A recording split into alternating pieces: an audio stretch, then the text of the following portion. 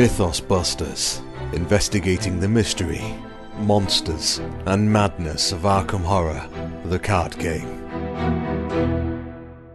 Hello and welcome to episode 6 of Mythos Busters. I'm Sean, and we've got a crew with us tonight. So we've got your standards, we've got your Ian, and your Nick, and your Tom. Hi. We also have a very special guest with us tonight. Scott, you want to introduce yourself? Yeah. Hi, my name is Scott.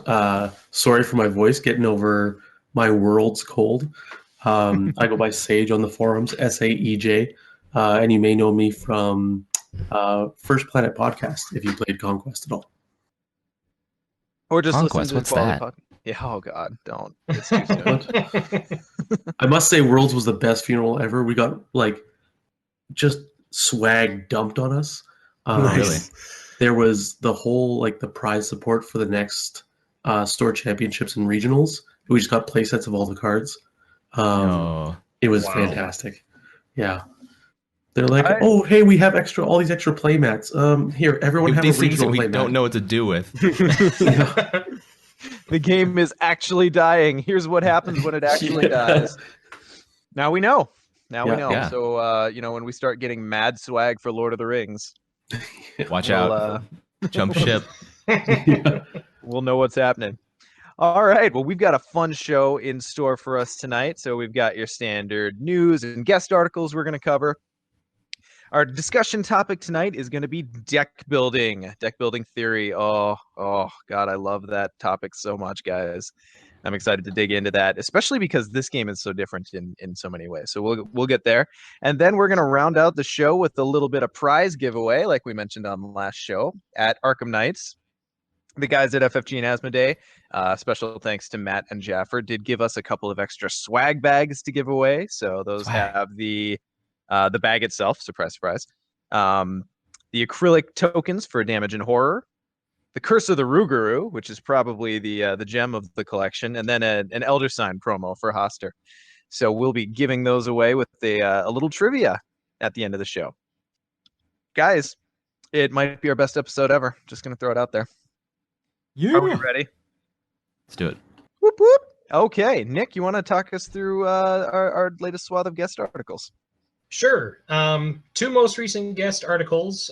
We have Losing for Fun, which was posted just, I think that was 2 weeks ago now. And that one was written by, I should have James Phillips. Thank you, James Phillips. Yes. Oh my God. And I'm pretty sure he had was it a Faulty Towers reference at the beginning? I loved that. From John Cleese. Oh, Yes. Yep. So James in this article talks about how the idea of failure in a Mythos game or in a Cthulhu-based game is you kind of expect that. And not only is it something that's kind of par for the course, but it in its own way adds to the fun of the experience. You want to win, but at the same time, you don't feel as bad about losing as you would with other games.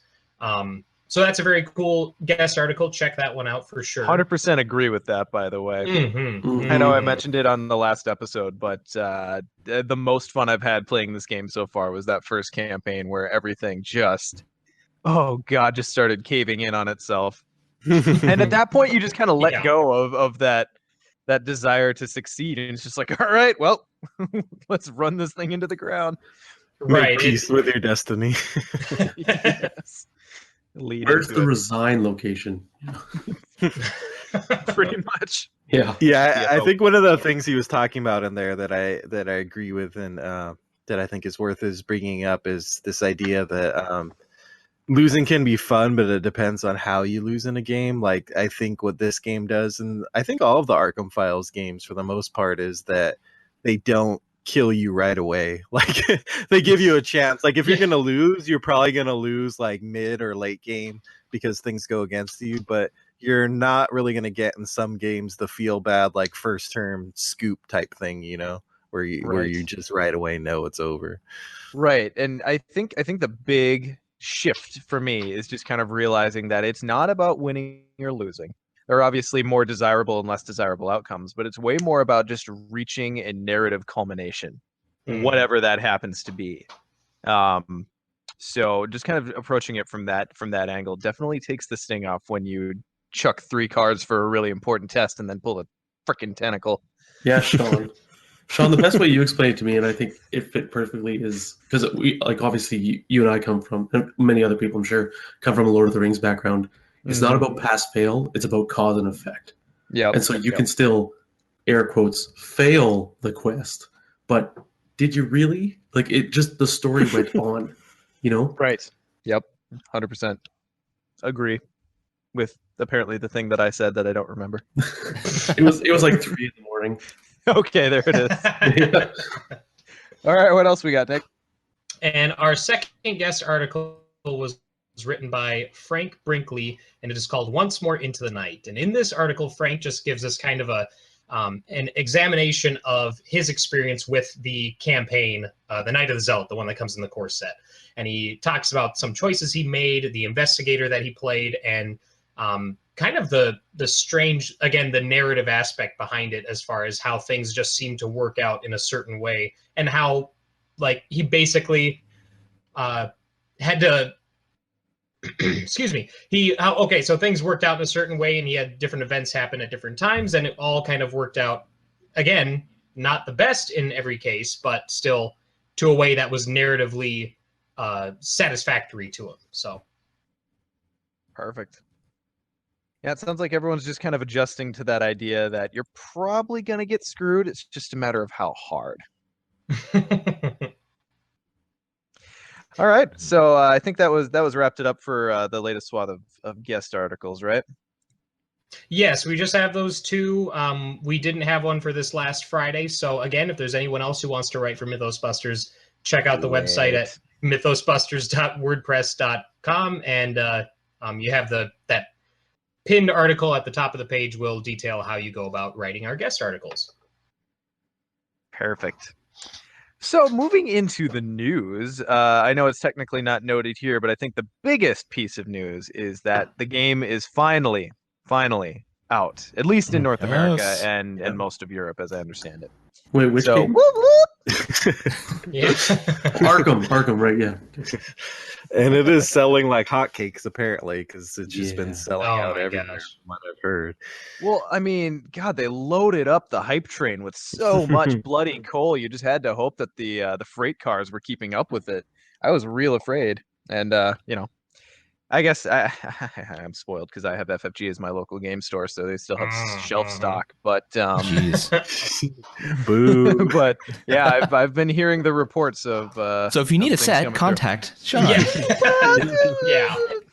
I was saying I might have to make another trip down there just to pick up my second core set. So Your response time may vary. But beyond the obvious awesome news, Tom, what have we got going on? So FFG put out a series of articles. This one I did not expect coming. The first article we have here is called The Investigators of Arkham Horror. And what this is, they're announcing a 264-page hardcover book. They're calling it an art and setting book.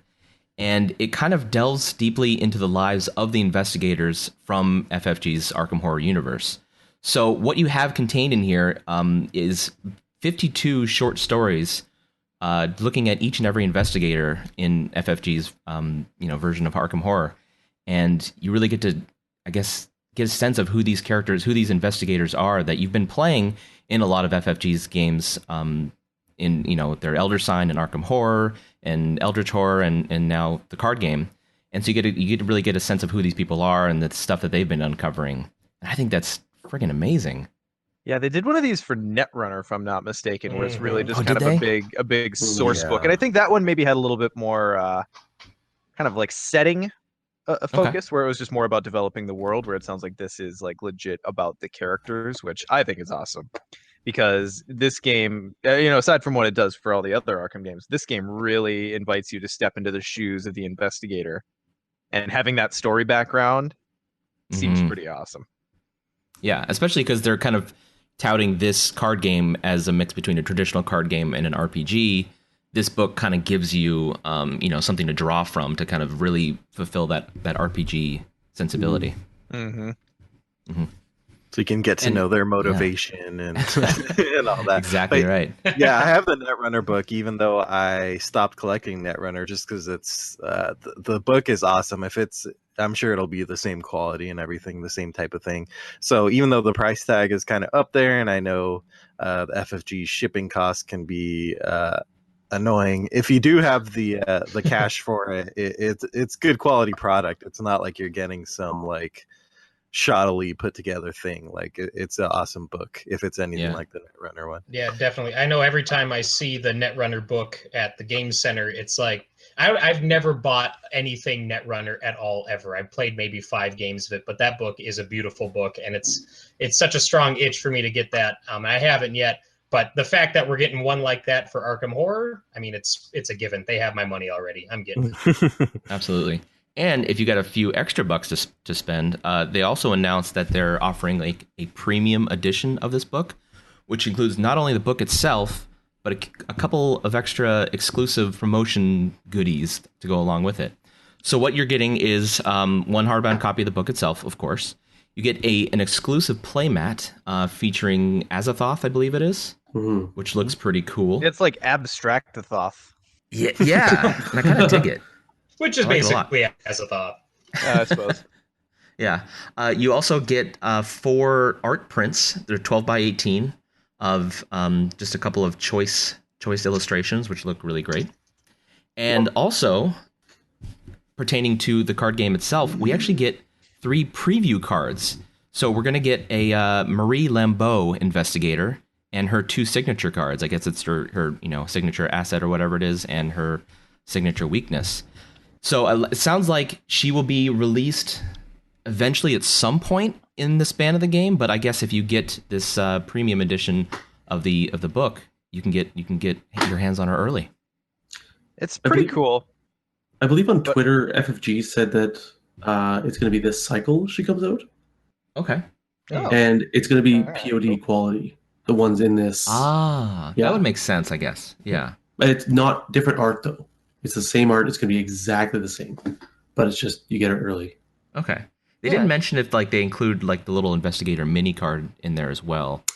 So I don't know if that's going to be in there or not. Interesting. But we'll see. Yeah, it is really cool. It's a really cool little perk, and we got to. I can't see if we actually got to see a zoomed in picture of it to actually ascertain. Yeah, it looks really tiny. I can't seem to make anything out. But I was a little sad that it's a purple card that's not Diana Stanley. Oh, heartbreaking. Might have to wait a little bit. Yeah, but that book does look really cool, and I'm like super not the kind of person who buys that sort of thing. Like I love like Song of Ice and Fire, but I don't have the Song of Ice and Fire book or the World of Ice and Fire or whatever it's called. Even though every time I see it, I pick it up and leaf through a few pages and go like, I should buy this, but I just never do. I never hop on things like that. But I'm fairly certain I'm going to get this because... Yeah, you are. Yeah, it looks damn cool. I will say that one of the art prints as well is by Magali, who is by far the best FFG artist there is. So yeah, she's responsible for 4 out of the 5 investigator arts in the core. So everyone but Wendy, she did. And yeah, she's amazing. Sadly, it seems like Wizards of the Coast has kind of spirited her away because girls got to eat. But I always enjoy seeing her art. Oh yeah. All right. Well, what else we got, Tom? All right. So the next article we got here is called the Essex County Express, which is the announcement for the second Mythos pack in the Dunwich Legacy cycle. So I think we can all agree that the hype train for Arkham is going to be heretofore labeled as the Essex County Express. So all aboard the hype train for this. So this scenario sounds really interesting. Basically, your investigators are traveling on a train. I don't exactly know how this picks up from the first Mythos pack, where in that one, correct me if I'm wrong, we're going into a museum to steal a Necronomicon. So I don't know story-wise how this connects into now we're on a train car traveling somewhere. But mechanically, what you're going to be doing is you set out these location cards in a row with an engine car at the front, and then a bunch of, I think, up to like 6 train car location cards. And they are randomized, so you're not always going to have the same engine car, and you're not going to always have the same train cars. So it's just kind of a different experience every time you're going to play this scenario. And it sounds like what you're going to be doing is working your way from the back of the train up towards the engine car. Because from what they were telling in the preview article, the train comes to a screeching halt, and all these creatures and eerie things start coming out, and you have to kind of get to the bottom of what's happening and see if you can get the train running again. Does anyone else really, really hope that there's an alternate way to like travel on top of the cars and not reveal Yes. them? How freaking cool would that be? That would be Where amazing. if you can't reveal it, you're just on top of the car, and then maybe one of the treacheries is like, "Hey, low-hanging sign and semaphore. You got to make an agility test to duck." Yeah. Otherwise, Yeah. does 40 health damage. Right. You're eliminated. Yeah, on from the train car location cards that we can see, the back sides are all identical, and it just simply says that this train car is connected to the locations to the left and right of it, and you cannot enter this train car location unless all of the clues on the location to the left have been discovered. Oh, So it looks like, barring some weird things like maybe you were saying crawling on top of the train, it sounds like you really need to deal with these train cars one at a time before you can reach the next one. That's Yeah, cool. looks amazing. sounds about right. You got to work your way through to get to the other door, right? Mhm. Yeah. Assuming you're not on top.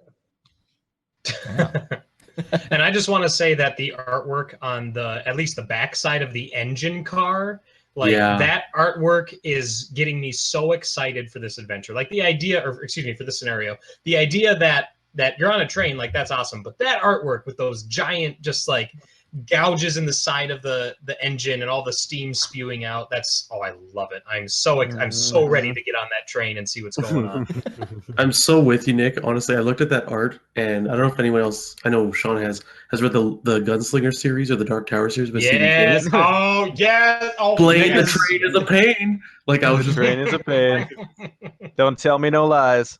oh, I want a playmat of this artwork. Like seriously, that's what I want a playmat of that. yeah. That would be pretty cool. Mm-hmm. Oh my goodness. Yeah. Actually, Scott, it turns out Nick was the one who first pushed it on me. So Oh, good. Good to hear. Yeah. Nice. It's only my single favorite piece of fiction ever, The Dark Tower. Same here, buddy. So. Only. Same here. There's if nothing. you guys have not read the Dark Tower series by Stephen King, get on it because it's about to become a movie. So you need to join the rest of us in going like, book is better. I No, haven't you read love this it. crowd. Oh, Ian, you would love it. I So will out myself. Yeah, I'm sure I would. It's okay. I'm with you, Ian. I haven't read it either. What? You would love it so Come on, much. guys. Yeah. Guys, jump on the hype train.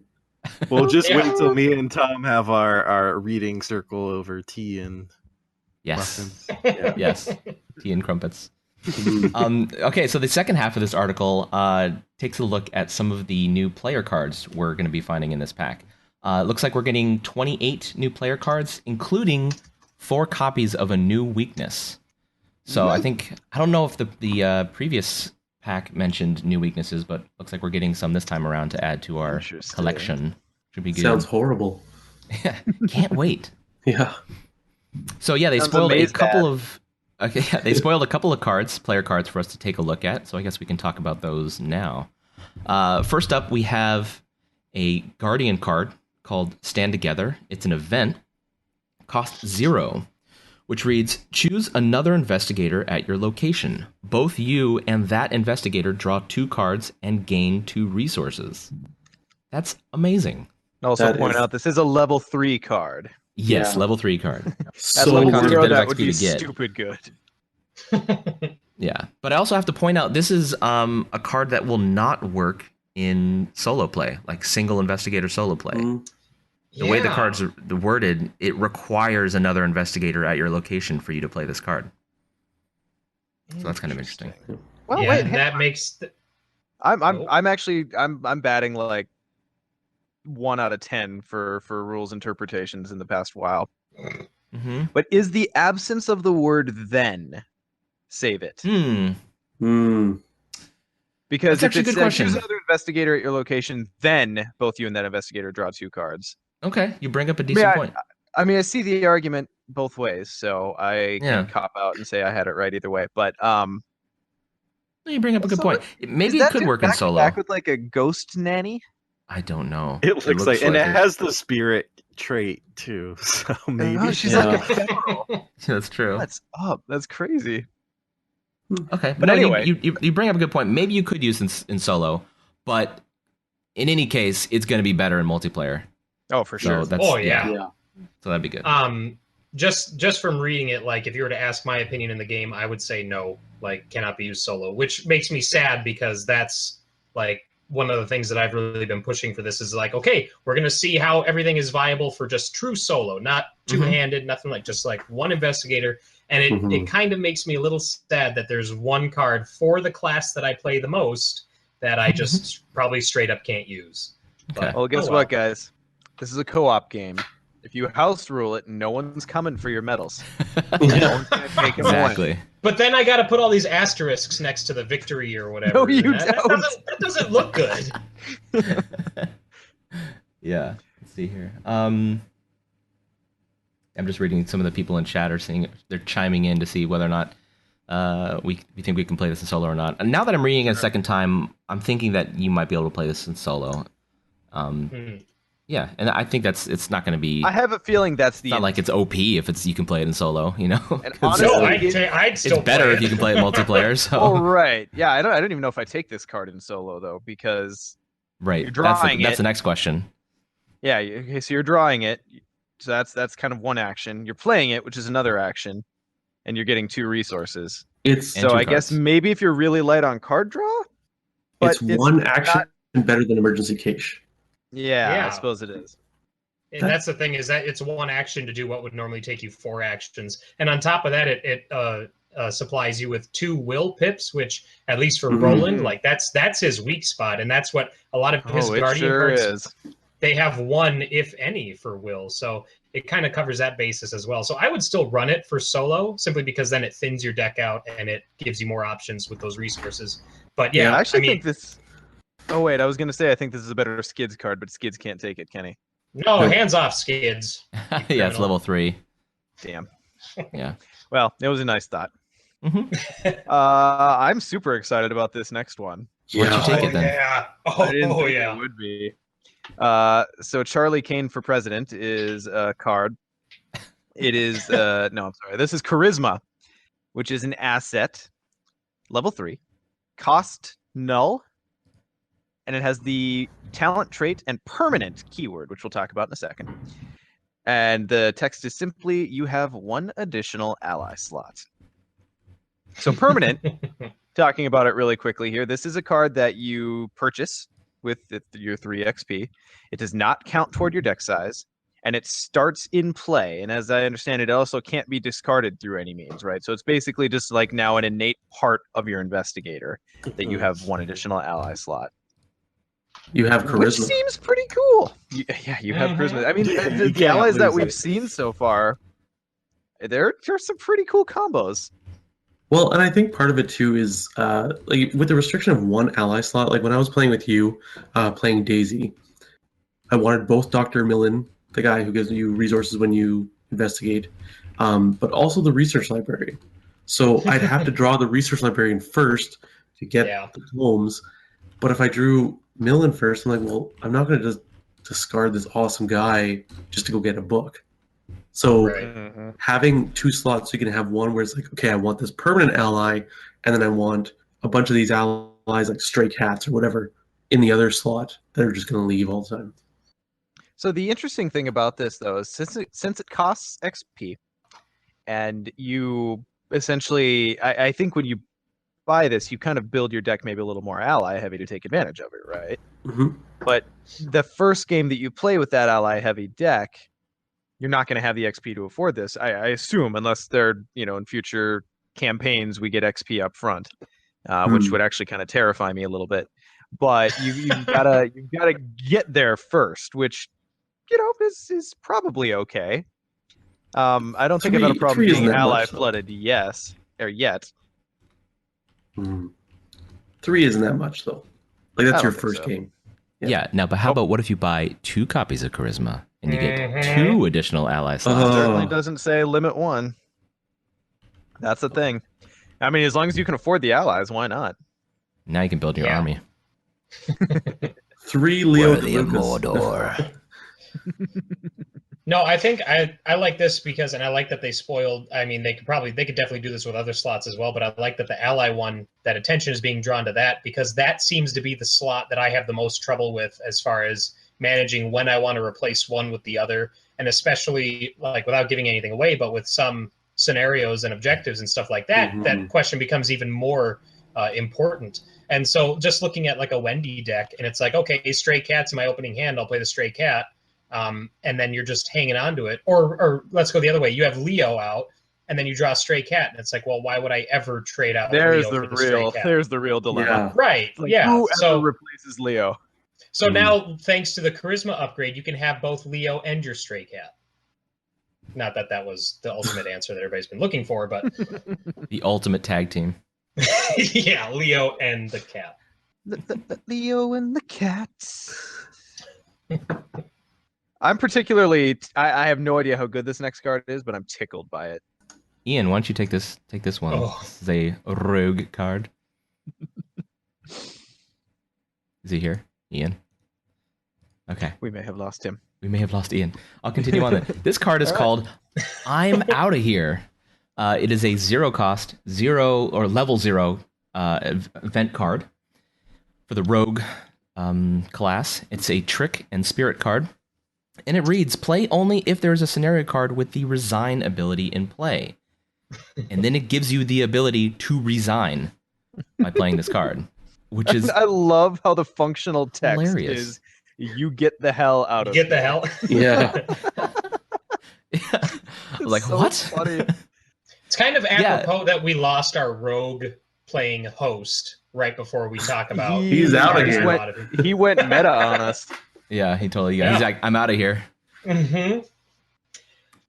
But yeah, this is interesting because some scenario cards, as you guys have seen, have resign ability on them, but they might be a conditional thing where you have to be at a certain location or fulfill some other, thing before you can actually resign. So this lets you just say, nope, I'm peacing out. This is too much. Which is it's so weird. I can't wrap my head around if this is worth including in a deck, like taking up a deck slot. It has Well, 2 if you're agility playing- camps too. There is that. Yeah. And I it is like level that zero. it exists, but it's so If you're weird. playing with Sean and he's Agnes, then I'm definitely gonna have for sure. It's your insurance policy. Mhm. The flavored text also tickles me. Quitters may never win, but they also rarely die. Mhm. That's good. So I think every scenario we've seen so far has had a resign ability somewhere. Mhm. So I have a feeling for the most part that's going to be consistent. So at least for what we've seen so far, there's not a whole lot of conditionality in whether or not you are able to play it. It's just more a matter of, is it ever going to be the good play? Mhm. I guess you Right. can, if you're in a scenario where there's one location that lets you resign, and you just want a panic button, and you kind of want to be a little aggro and like get in there with the enemies and maybe get farther away from that exit, then you've got an option. I'm going to go Yeah. out on a limb here and say bike spokes. Yeah. I really do. Okay. I think this is like you're planning to lose. Why would Yeah. you plan to lose? And it doesn't say if there's it doesn't say you can play it if there is a resign ability on a location. It specifically says there must be a resign ability on a scenario card in play. Yeah. Now, okay, hold on. No, I didn't. wait, notice that. maybe I'm overthinking this. When they say scenario card, does that Oh, mean? yeah. Oh. I was thinking. I think I was locations reading might it as count. actor agenda, but maybe it Right. does include location cards and encounter Which, cards. and anything if on I the table. recall correctly, there's only one scenario that we currently have Anyone? available that has resign. Yeah. Well, no, hang on. Scenario card. Does anyone have the rules reference handy? Because I'll to dig my into mind this. that should say encounter card, right? So what would think. that's got to be No, different, because that would be in a card. That would be a card in the encounter deck, wouldn't it? An encounter Sure. card would be one you can draw. You don't draw Okay. locations from the encounter deck. So what does scenario mean versus encounter card? Scenario.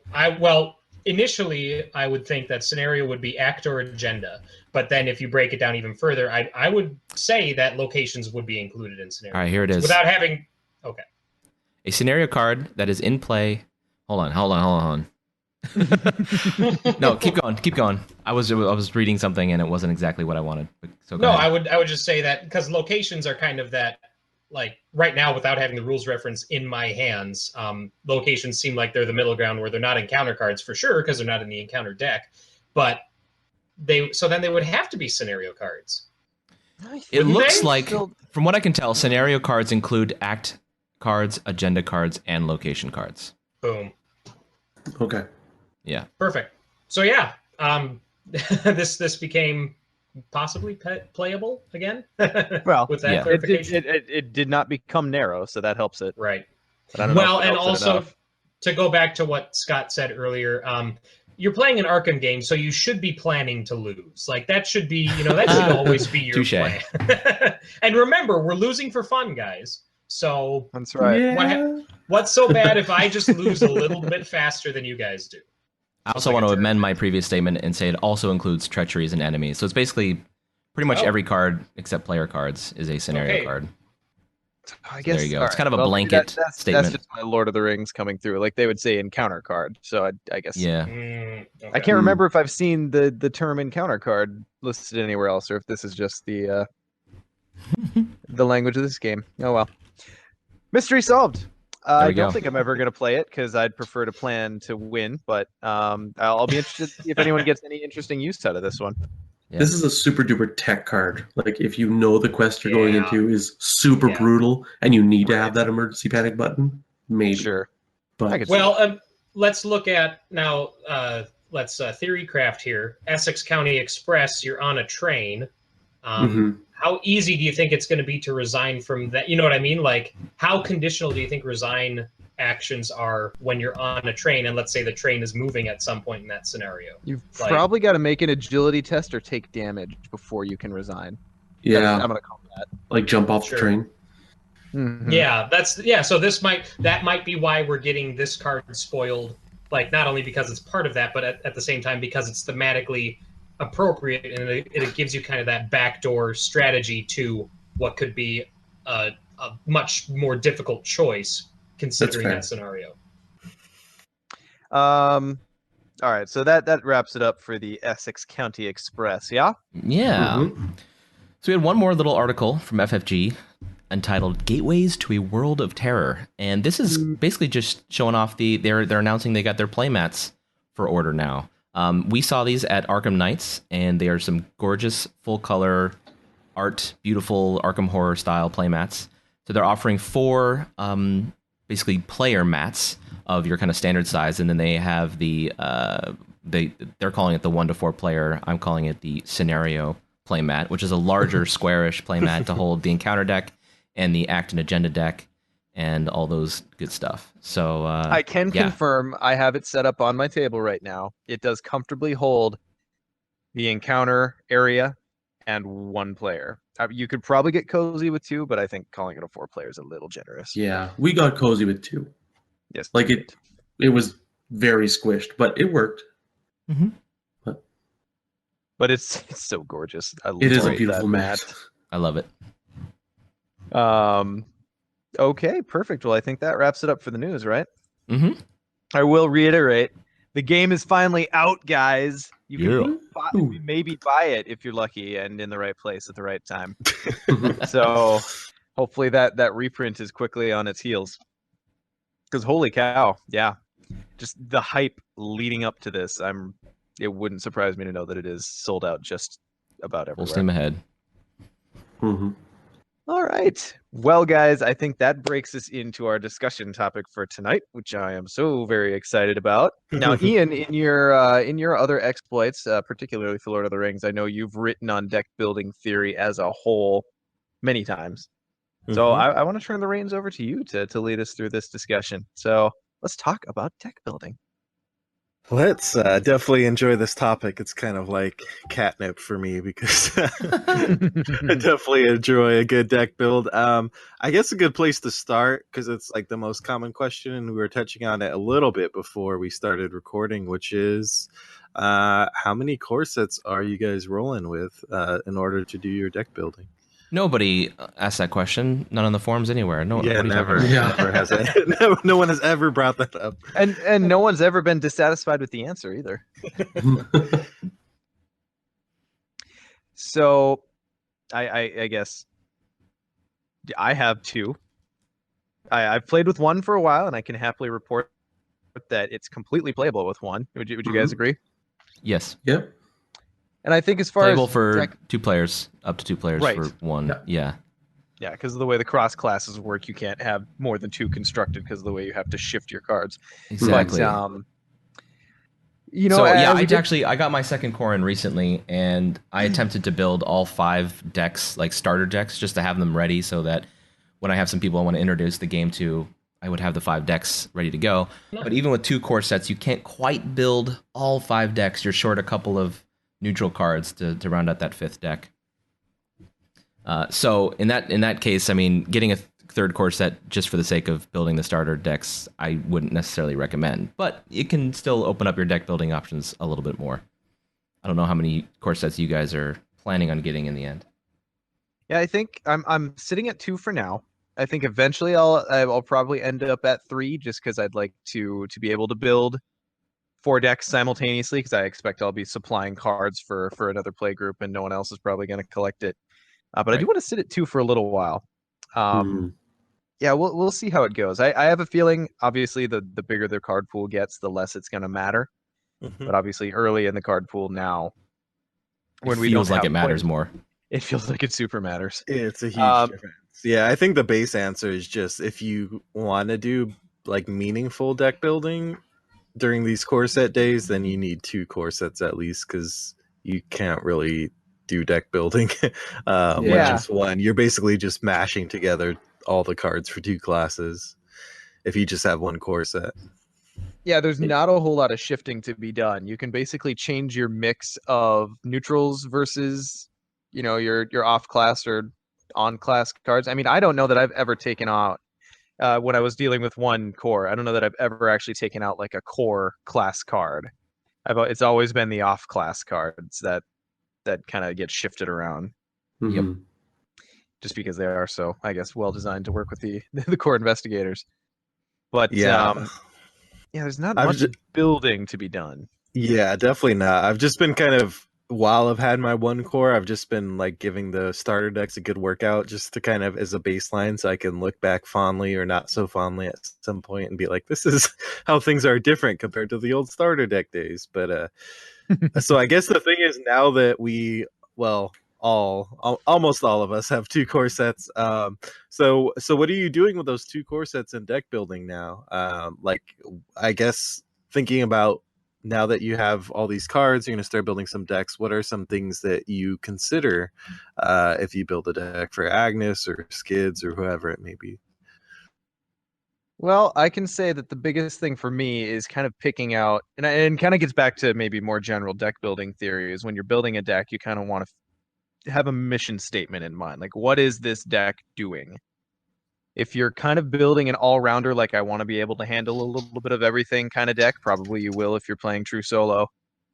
If you're playing multiplayer, you might specialize a little bit more, but I think one of the biggest things that you'll see in 1 versus 2 core sets is just that those like top 3 most important cards to each investigator, you will actually be able to include 2, which means you'll see them more often, which really picks up the consistency. Oh my God, Agnes with 2 shrivelings versus Agnes with 1 shriveling makes such a bloody difference. Or Daisy when she actually, has a book. Yes. There's that too. There's nothing more sad in the world than a librarian without a book around. Yeah. Oh, just the Necronomicon. Okay, well, at least she has a book. It is a tome. It is. It surely is. And then I guess it depends on the class that you're playing, obviously, because Roland's really kind of meant to be kind of beat sticky. Skids is kind of an all-rounder, I'd say. Wendy is a little bit more slippery, but kind of an all-rounder. But just being able to make sure you've got those 2 ofs of the important cards you want to see in each deck, that's going to be the biggest difference with 2 cores. And yeah, you bring up pretty that awesome. issue of consistency, which is huge in deck building for any of these kind of games. And I guess for people who are new, I guess just the basic thing is that the more copies of a card you include, obviously, the more likely you are to see it in a deck, the more likely you are to see it earlier in a game. So all those things really matter. The thing that in one way makes deck building kind of easier for this game, I feel like, versus something like Lord of the Rings, where you can include up to 3 copies. This is just up to 2 copies. So really, the only decisions you're making are, 1, am I including this card? And then if I'm including it, am I going 2 or 1? Which simplifies things a bit when it's a little fuzzier. Like, am I putting 1 or 2 or 3? Oh man, Sometimes no, those I don't know lines what your get a little guys. blurry. Yeah, I don't know what your guys' experience has been deck building thus far, but I find the last few cuts in deck building for this game are so much more painful than they are in like Lord of the Rings or Game of Thrones. Just those getting down to like the when you're at 32 cards and you're like, no, I don't want to get rid of my other.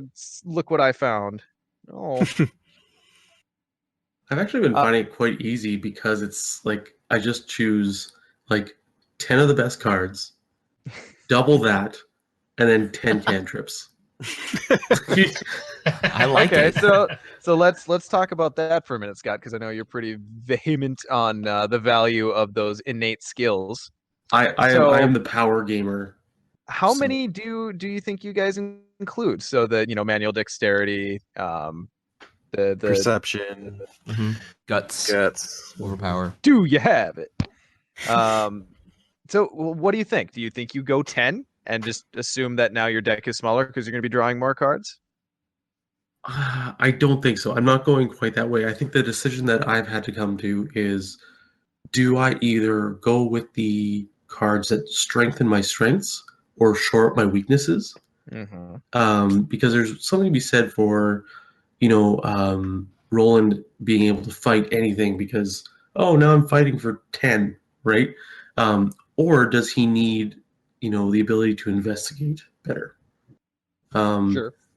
I'm finding I actually choose about 6 to 8 of those cards, and most of them are improving the ones that I'm already good at. I include 1 or 2 that are like in Daisy. I'll include 1 fight one, whatever that one is. Okay. Overpower. Yeah. So to give it context, are you playing true solo or are you playing two-handed where you can specialize a little bit more? Solo. Oh, okay. All right. Yeah. How about you other guys? How many of those neutral skills are making it in at this point? I'm kind of going back and forth a bit. I feel like maybe I possibly include a bit more than a lot of the deck lists I've seen, which seem to hover around 4 to 6, and I think I'm closer to 8, although I'll hit the 6. Like, usually it's 2 copies each of whatever skill my investigator is weaker at. Like, if I'm playing Skids, he definitely needs the 2 guts, probably 2 perception to help with investigation, and then unexpected courage just to kind of have that little bit of extra. But one of the things I found, and this isn't spoiling too much for the scenarios, is that scenario 2 and 3 are really tight on actions, especially in solo where it's just all on you. So it's almost like every test you have to have a really good chance of passing, because every wasted action is another step closer to losing. So in those cases, the skills can kind of, in a way, they're almost saving your actions or making each of your actions more meaningful if they're going to increase your chances of succeeding.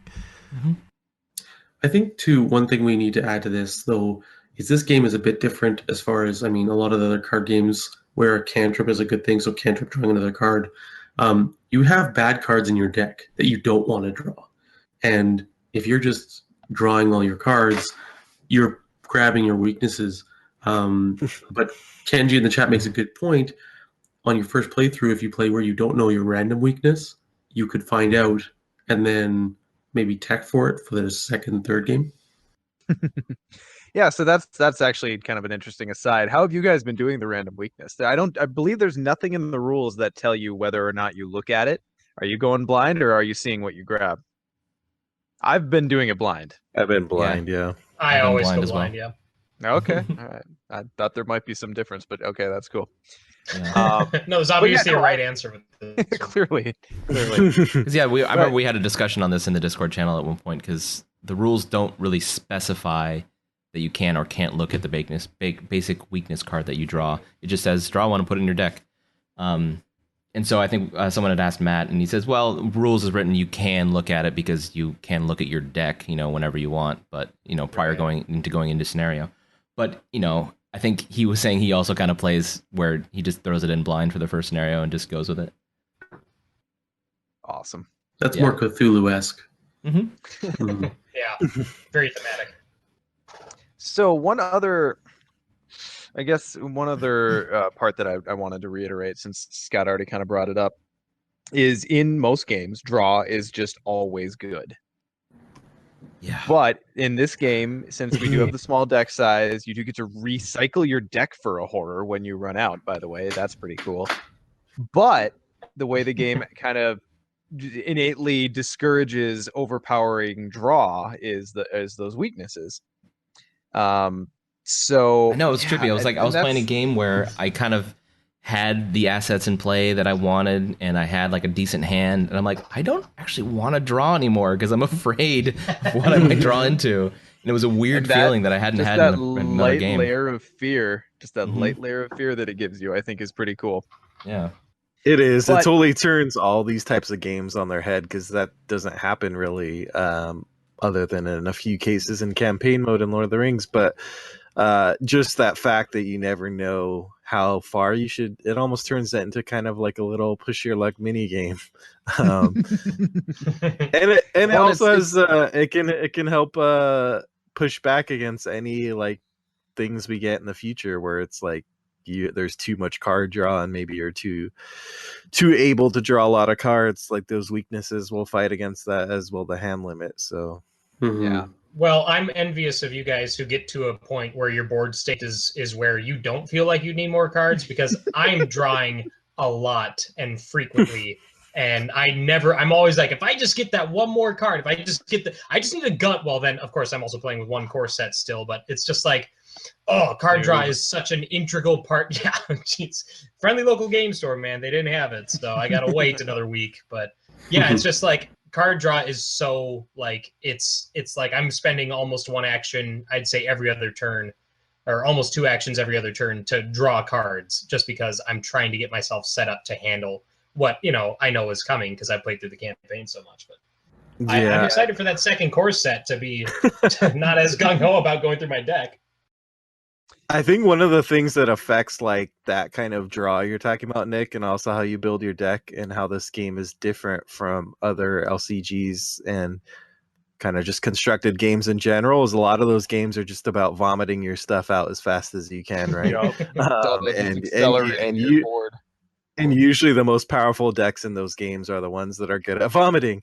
And in this game, I feel like because actions are so tight, I feel like it's more about getting a few of the right cards out, the best cards for your situation, versus you being able to just get all this stuff out there, because that usually doesn't happen.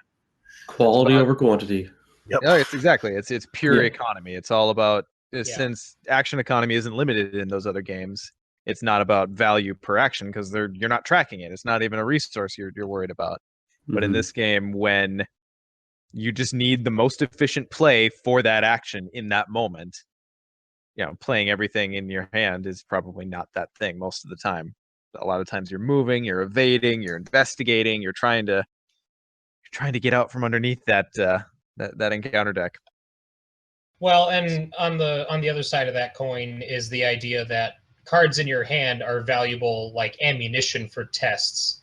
And that's usually like when I'm looking at drawing cards, whether to draw or not draw, part of it's board state, but part of it's also like, okay, I don't have any will in my hand right now, and I probably should get some.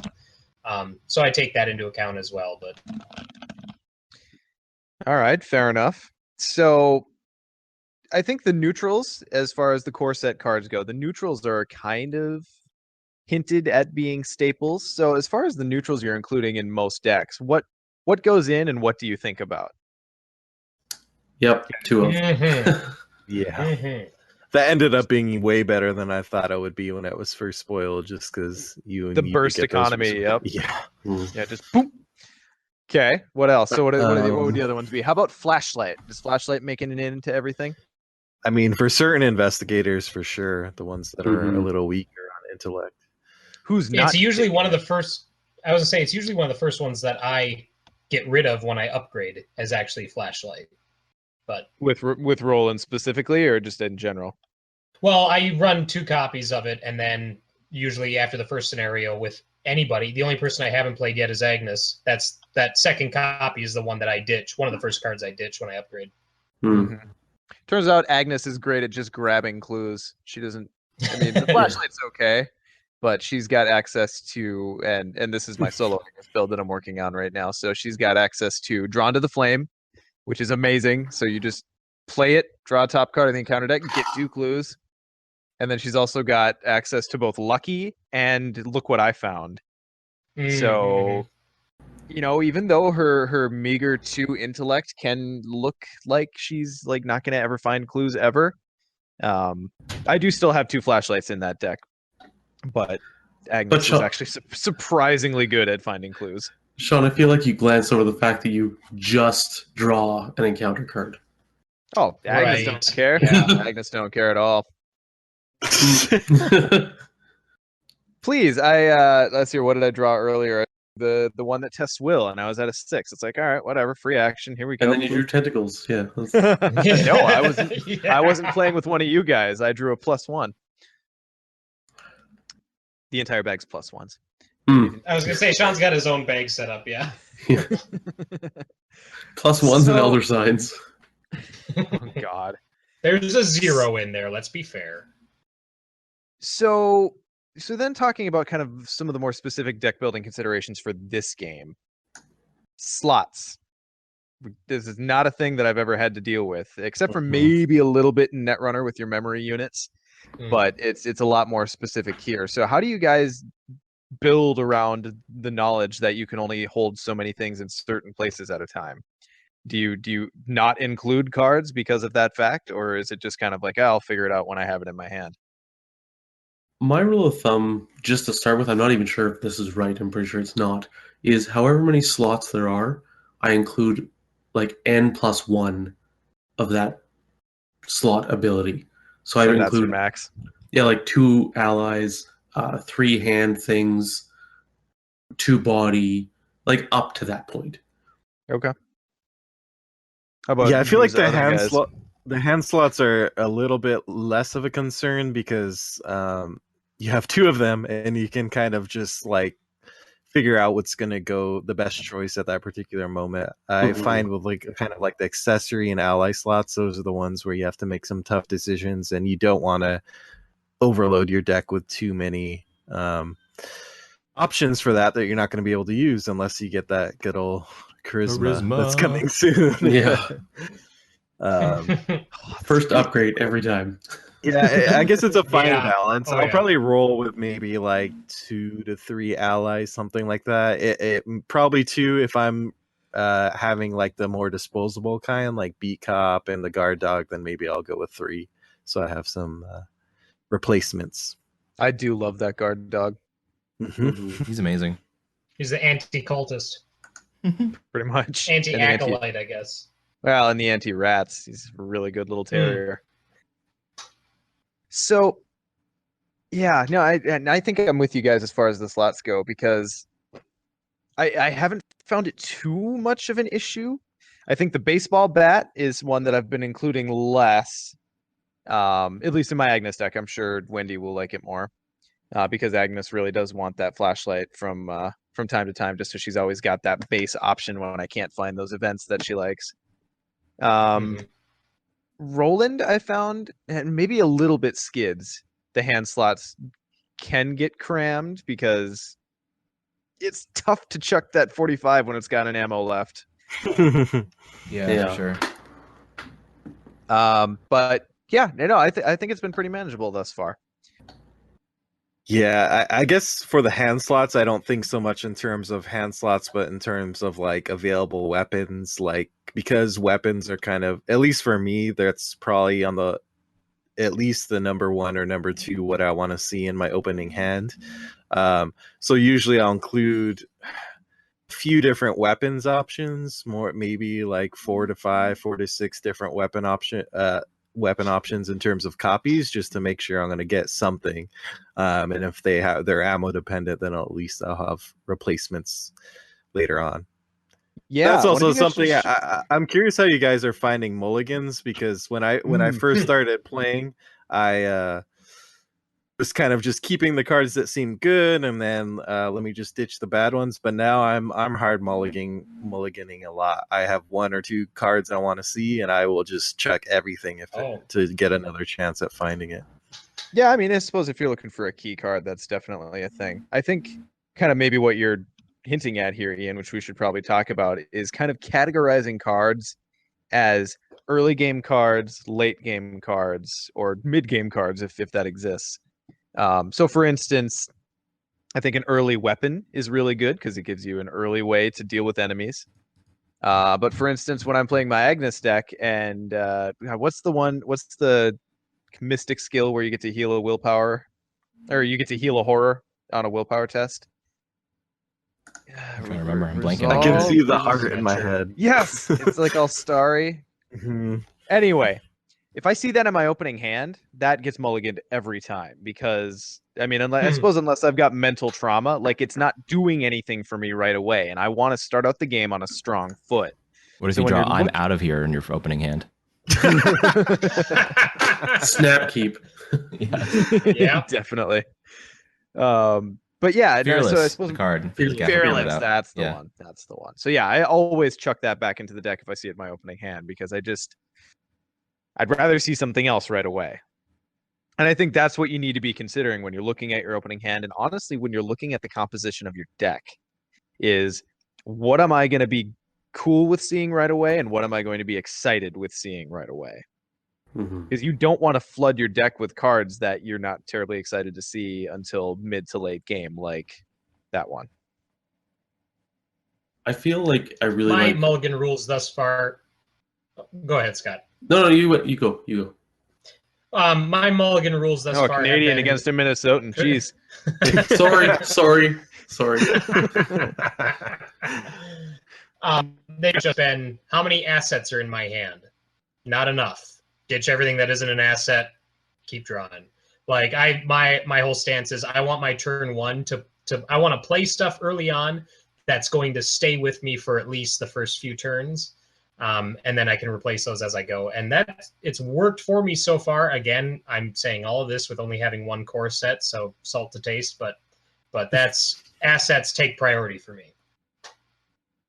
Fair enough. Yeah, I totally agree, Nick. And I was going to say pretty much a similar thing. Like, I want my first turn to be, I'm putting down a bunch of stuff. Like my 3 actions are 3 build actions. And I love how they're doing mulligans in this game. If anyone's played Hearthstone, they do it the same way.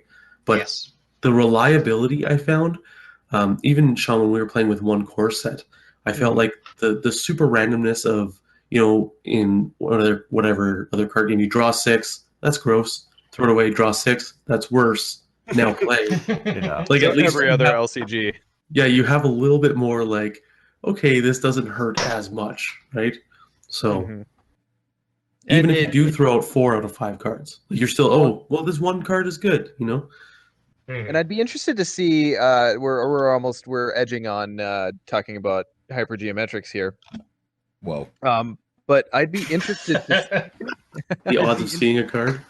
Well, right. I'd be interested to see kind of what effect it has that we're down to a 30-ish card deck, 2 ofs, and you've got that selective mulligan option. What your odds are of seeing a really important key card within, either your opening hand or the first couple turns. I bet it's significantly higher than in, Thrones or Lord of the Rings or probably even Netrunner. Yeah, and even a big part of that is the fact that anything you're discarding, you set aside, so you're not drawing that again.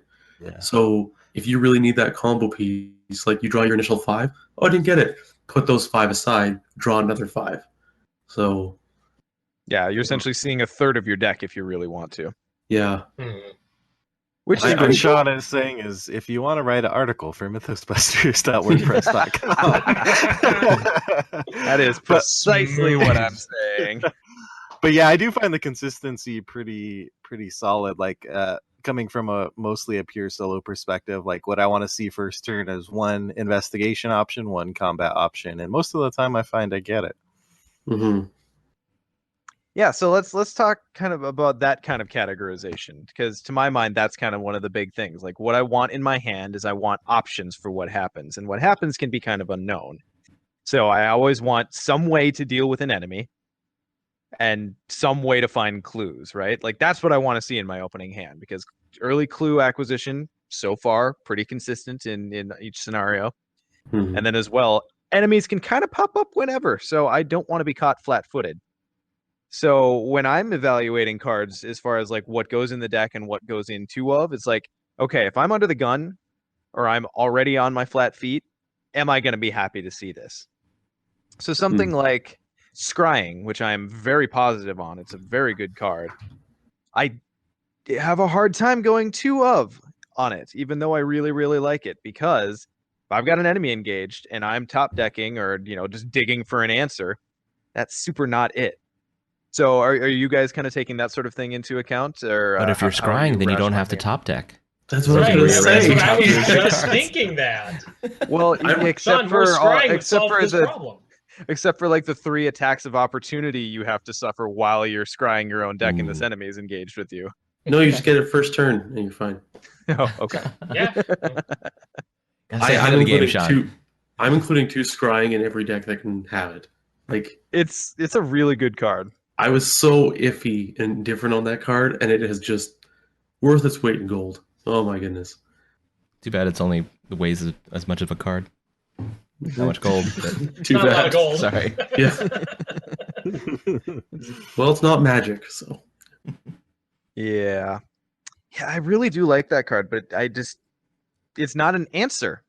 It's not an answer when you need an answer. It's an answer. It's a preemptive answer, I guess. So it's a preventative. It sets up the question for you. Like you decide the question with scrying. You don't have to worry about the answer. Right. Yeah. I don't know. I might try running 2 and see how it goes, because I love the one that I have, man. Especially if you're playing true solo. Like, oh, I just know what my next 3 turns are. Oh, bad enemy. I'll just bury it for 3 turns and not see it till like turn 6. Yeah. Very, very good. I mean, I think there's so the scrying example may have been a bad one, clearly, but as far as like when you're evaluating when it goes in the deck, when it doesn't, when it goes 1 of, when it goes 2 of, like how are you kind of ascribing value to cards as it pertains to the deck slots?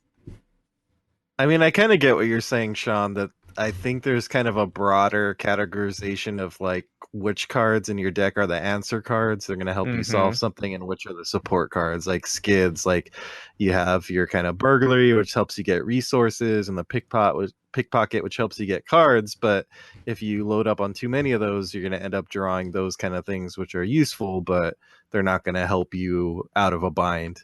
And they're not actively doing anything to you. So yeah, they're like, what are your means cards and what are your ends cards? Yeah, I'm not sure about exact ratios, but I don't know. Definitely kind of making sure that you have a good percentage of your deck that are going to be answer cards, and just focusing in on a few of the kind of important support cards. I feel like a lot of the cards that I double up on are any cards that are assets. So events I double up on often, and then assets that have charges. If it's an asset that doesn't have a charge, I'm usually only putting 1 of. Except for the machete, right? No. Really? Well, Oh my god, I think the machete's the best weapon in the game right now. What? The 45, I think, is a better version of the machete because the damage is conditional on the machete, whereas the 45, it's just straight up. Sure. I just evade. All right. Well, if you're constantly evading, then yes, the machete reduces in value. But yeah, something that sure, that's an example that I think could argue you put 2 of because you really want to see it early. But beyond that, if it has charges, I kind of want two of it if it's good enough to be in the deck. And if it's just something that's one of, like a Holy Rosary or something, I'm just like, well, if I see it once, that's I don't want to ever see it twice. I only want to see it once, and so it only makes one slot in the deck. All right. Yeah, it seems fair. Oh God. So, are you guys seeing much deck variety now with 2 cores versus with one? Because I've only built 2 decks so far with 2 cores, so I can't speak to it terribly so far. But do you think there's more room to play different builds with the same investigator, or do we kind of think with the current card pool, like, yeah, you get what you get with the investigator? Sometimes it might just be more consistent. Too early for me to tell yet either. I literally just got in my core set yesterday and haven't built any new decks with them yet. So jury is still out. Fair enough. Too early for me as well, because I just have one. Okay, well, that sounds like a revisit. We'll table that discussion. Yeah, I think there may end up being kind of like a couple main builds for each, like a fighty skids and a dodgy skids, and similar for windy, those kind of things. But yeah, back to that one. Fair enough.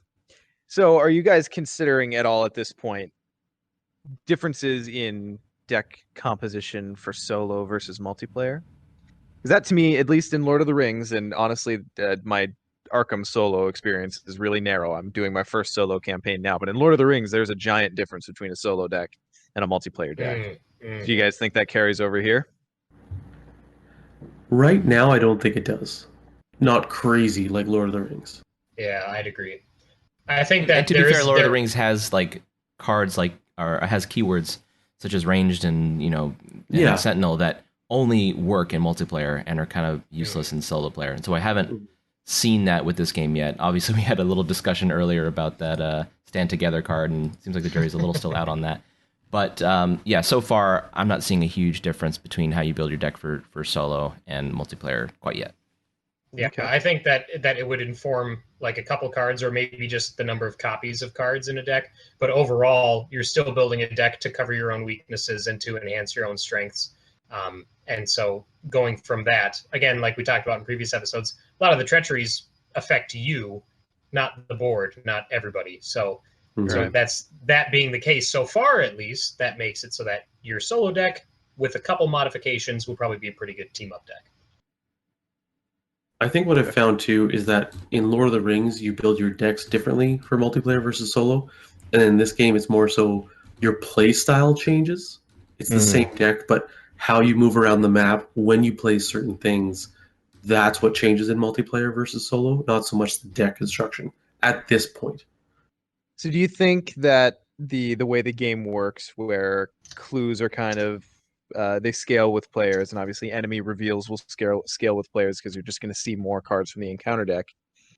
Do you think there is a place for specialist builds, or do you think that it's better that everyone just kind of be able to handle a bit of everything, and obviously just based on class, you're going to be better at certain things versus others?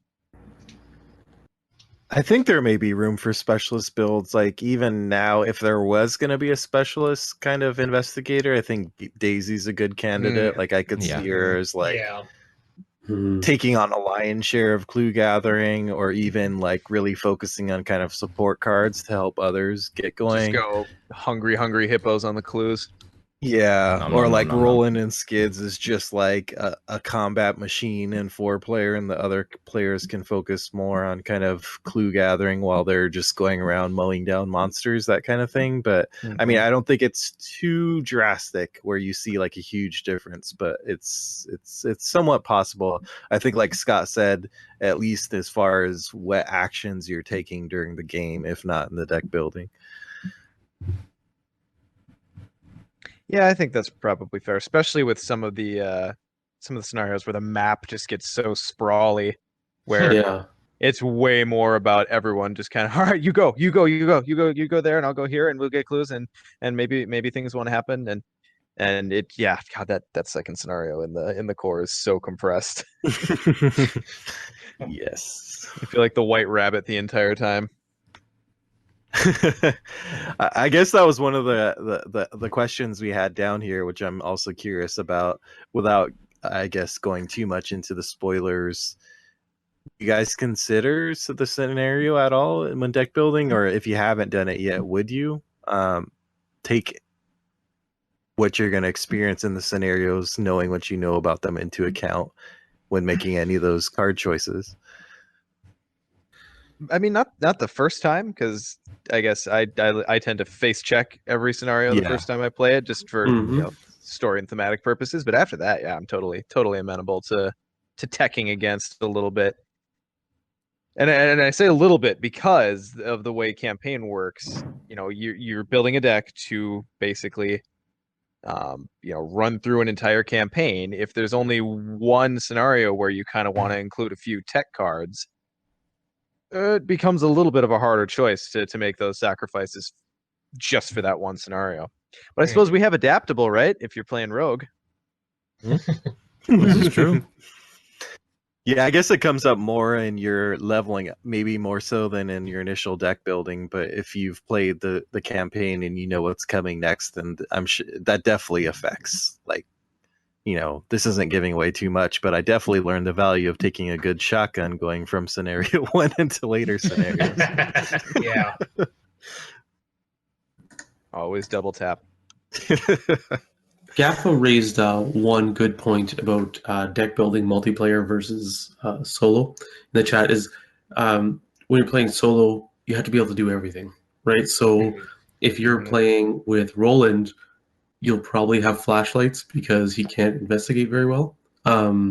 Whereas if you're playing a 4-player game and you're Roland, you're just like, all the guns, please, and you're just killing everything, right? Like, okay, you little nerds can go off in the corner and research stuff. I'm gonna, kick some ass. So I could see that the balance of the deck as far as you have to do everything versus you're specialized.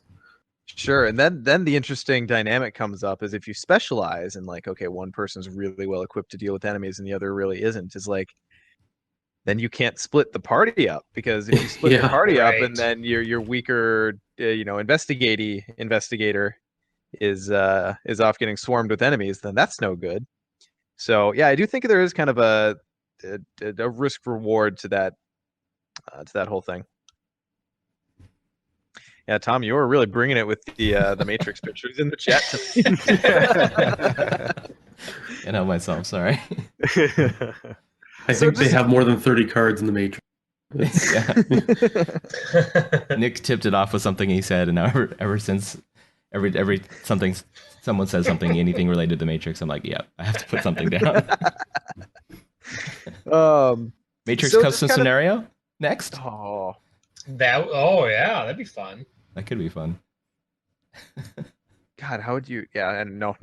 I have too many projects already. Yeah, we'll table that discussion for later. Go down the rabbit hole. I was saying instead of resign, it would just be exit the Matrix. Jack out. Yes, jack out. Yeah, you jack out. So kind of general deck building tips. Do you guys have any just kind of lessons that you've learned through deck building that maybe you didn't know beforehand, or that are specific to this game, or anything that you would share with someone who's maybe this is their first deck construction experience? Build legal decks. That's a good one. Especially when you upgrade, Sean. I was just gonna say, is this pointed at someone? I should know. I upgraded. You can't. Yeah. I didn't. Daisy can't have a grotesque statue. Yeah, that's right. No, Daisy that's can't true. take the statue.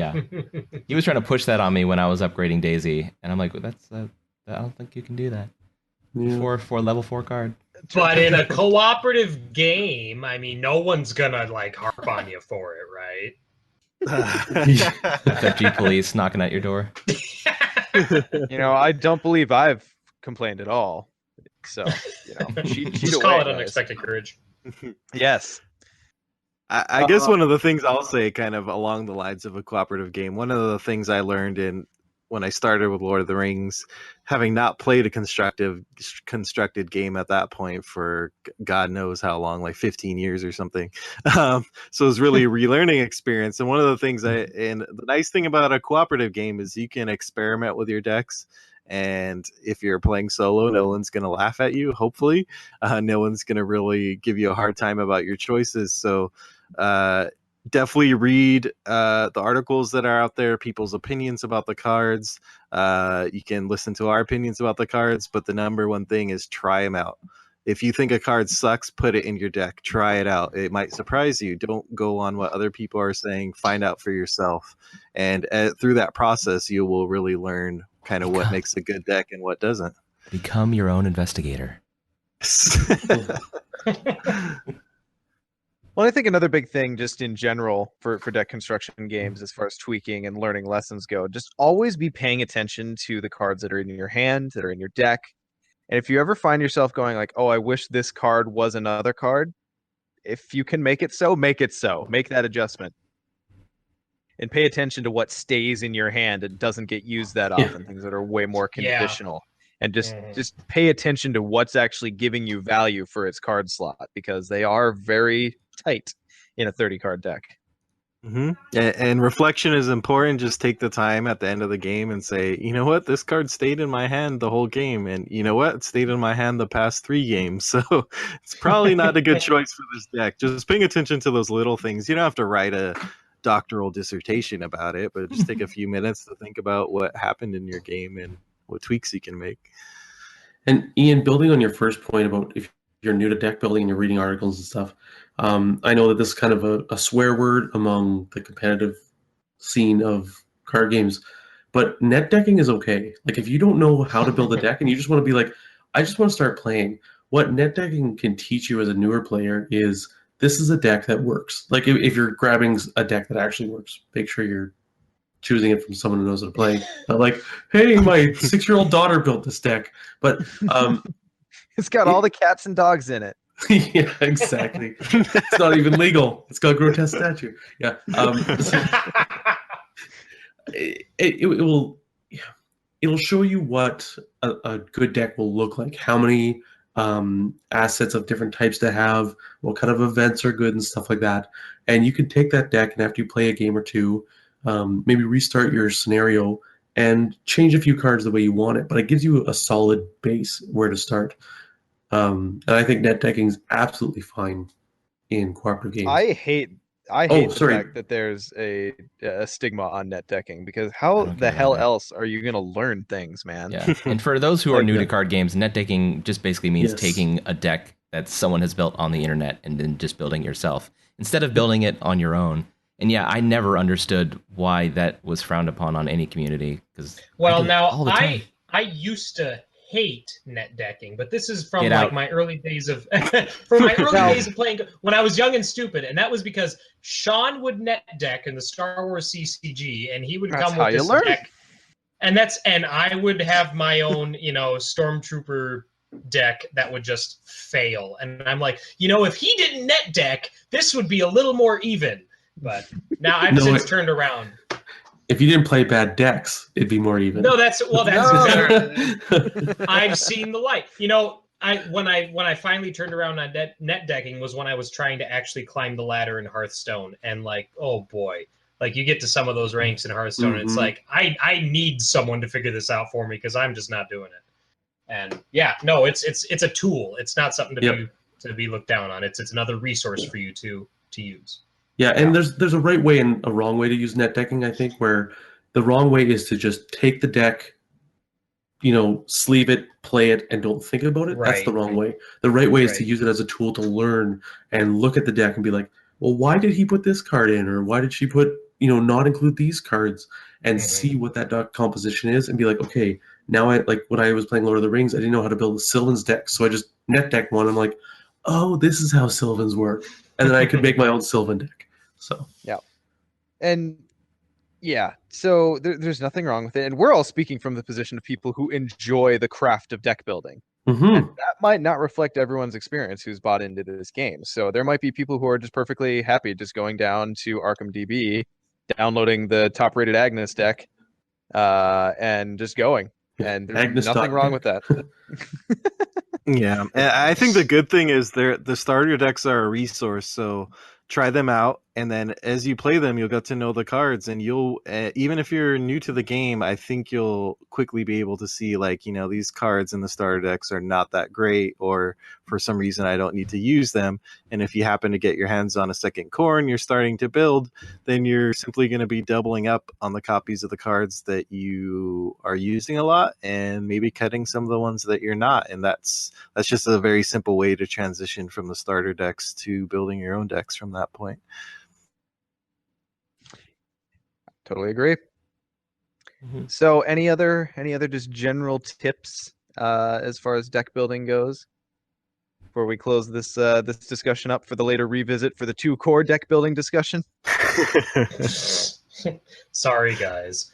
The 2 things that I can think of, one pertaining to net decking, one thing to keep in mind and to definitely read when you're looking up other decks is to look at how difficult that deck is to pilot, because some decks are a lot more straightforward, whereas others rely on combos. And I don't know how much we'll see of that in Arkham. I think our card pool's a little too small right now to have a good idea, but I'm sure down the road there will be some decks that are really janky and have a lot of moving parts to them and stuff they have to be more cognizant of. Yeah, so that's one thing to keep in mind. You can't just grab any deck and expect to be able to play it, decently right off the bat. And then my other tip is just with a single core set, just grab 2 colors and put them together. There you go. All right. Well, that wraps up the deck building discussion. Definitely go check out, I guess, Arkham DB, great resource now that the game is out. That's going to be out there. People are going to have decks.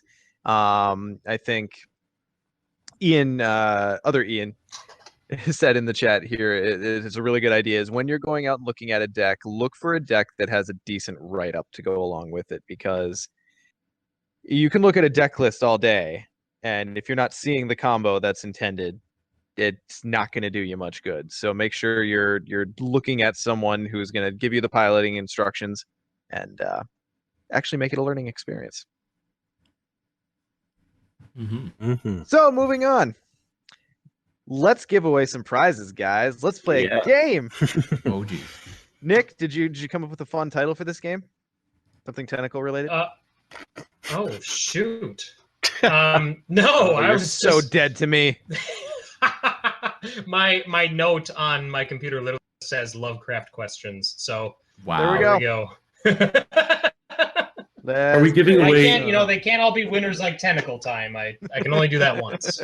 Are you guys giving away a multitude of different things? We are giving away. What are we giving away? We're giving away 2 swag bags from Arkham Knights. So Okay. I guess no, not a multitude. May I offer a suggestion for a name for this contest? Spectacles, Tentacles, Wallet, and Watch. Oh, wow. yes. All right. Scott I the will. internet. Love it. Oh, and right, Kenji just reminded me. I ended up buying another bag. So Kenji, is the gentleman who is running Geekcraft, talking about those custom chaos bags that we've all been talking about and been posting about in the Pimp Your Game channel in our Discord. So I got my own, which is purple and amazing, and it's got Starry Field on the inside, and I'm just so happy with it. I did buy a second one, which is I didn't go as risky because I know not everyone is at the level of awesome where they recognize that purple is the greatest color in the world. So I got one that is black with a black Starry Field inside, and then just a really nice bright blue Elder Sign. So we're going to be giving that one away tonight as well. Nice. Oh, cool. So Nick, walk us through how this is going to work. Spectacles, Tentacles, Wallet, and Watch. Gotta make sure I'm saying that right now. Basically, I have a selection of Lovecraft trivia questions there. Some of them are about Lovecraft himself. Most of them are about the Cthulhu mythos and how it has been used throughout pop culture over the years. They're not. I don't think they're too hard. Like, as someone who is moderately versed in the mythos, I think that they should be pretty easy to narrow down, and they are multiple choice, so you have options ahead of you. It's not like you just have to pick an answer out of thin air. Well, so what I'm going to do is I have a random number generator and I'm basically just going to generate a random number and pick one of our listeners based off of the number that comes up. And if you have your mic ready to go, we will unmute you, and you will pick the host that you want to go up against, other than myself, because I obviously know all the questions. So you'll pick the other person that you're going up against. Okay, and then just to clarify, because I don't think you may have taken this into account, is Scott an eligible choice? I'll leave that up to Scott. Scott, how do you feel about your Mythos knowledge? Oh boy, you want to give away some prizes tonight? So Lovecraft was the name of the author, right? Is that? Well, hang on. Let me delete that question now. Yeah, you know what? I'll try. I know a little bit of Mythos. I'm probably the punching bag, so why not? I'm gonna fight you for that title. And boy, I have to say, our turnout tonight, not the best we've had, but all the better for the people who did come here, because we've only got 7 people in the chat right now. So with 3 prizes being given away, your chances are pretty decent. Mm-hmm. 3 and 7, one might say. Well, that's assuming you beat the host you're up against. True. Oh, now there's 8 people. Oh boy. All right. So how this is going to work is we will have our first contestant I'll ask the question of the contestant first, and they give their answer. If they're wrong, the host will have a chance to attempt to steal the point by selecting the right answer from the remaining options. And then we'll continue this, alternating back and forth who answers first until someone gets to 3 correct. So, wow. Let's do it. All right. So our first is Coyote Moon 722. Do you have a mic ready? Yeah. Hey, how's it going? Hey, welcome. Would you prefer to be called Coyote Moon, or do you have a given name? No, Coyote Moon's good. Sweet. All right, cool. All right, CM, who are you squaring off against? I think, wasn't it Ian that said he didn't know much? 'Cause I don't know anything about the lore at all. Nice. You're in good company. So this is gonna be like pretty easy. So wait, did Tom say nice? Yeah, maybe Tom then. Oh shit. Outed myself. Yeah. All right. I don't want to spoil anything, but I think Ian's probably the most versed of all of us. Okay, yeah. Yeah, if you want a challenge, go for Ian. Yeah, I was about to say someone needs to stand toe to toe with him at some point, but All right. Yeah, Tom. Congratulations, right. you win a All right. prize. Default. Oh, I wish I right. had like some Jeopardy music or something playing in the background here, but okay. I could add Okay, something Coyote in. Moon. So I'm going to ask you the question first, and then, like I said, there's going to be 4 options for answers. If you pick the incorrect one, then Tom will have a chance to steal. Our first question is, which of the following AAA shooters featured a campaign heavily inspired by the Cthulhu mythos? Is it A, Call of Duty Black Ops 3, B, Battlefield 4, C, Spec Ops The Line, or D, Titanfall 2? Okay, can you repeat them, please? Yep. The options were A, Call of Duty Black Ops 3, B, Battlefield 4, C, Spec Ops The Line, and D, Titanfall 2. I'll go with C. C, Spec Ops The Line is incorrect. Tom, do you think you Well- know which one it is? All right, let's see here. I've played a lot of Battlefield 4, so I know it's not that one. I haven't played Titanfall yet. At least the second one. I played some of the first one, but I want to go with Blops 3. That's correct. Yay. COD Blops 3, apparently, and I haven't played it. Can we never call that COD again? Blops. Has no one ever said that before? I guess that's what I always call them, is COD Blops. Yeah. You are right, Nick. You are right.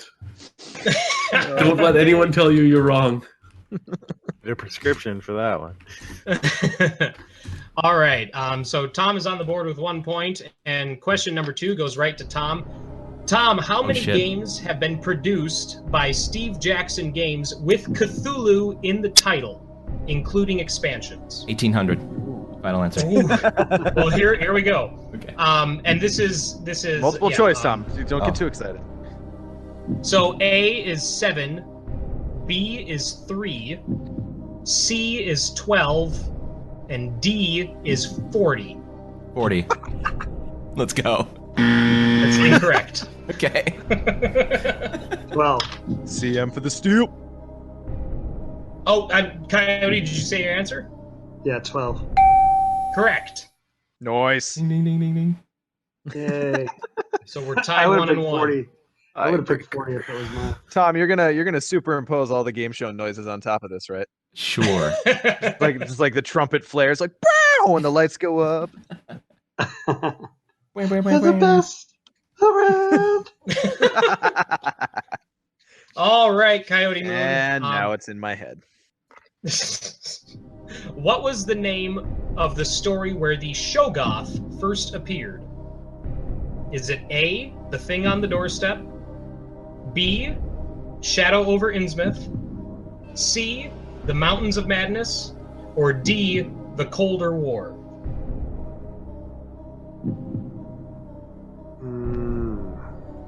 I want to say either Shadows over Innsmouth or Mountains of Madness.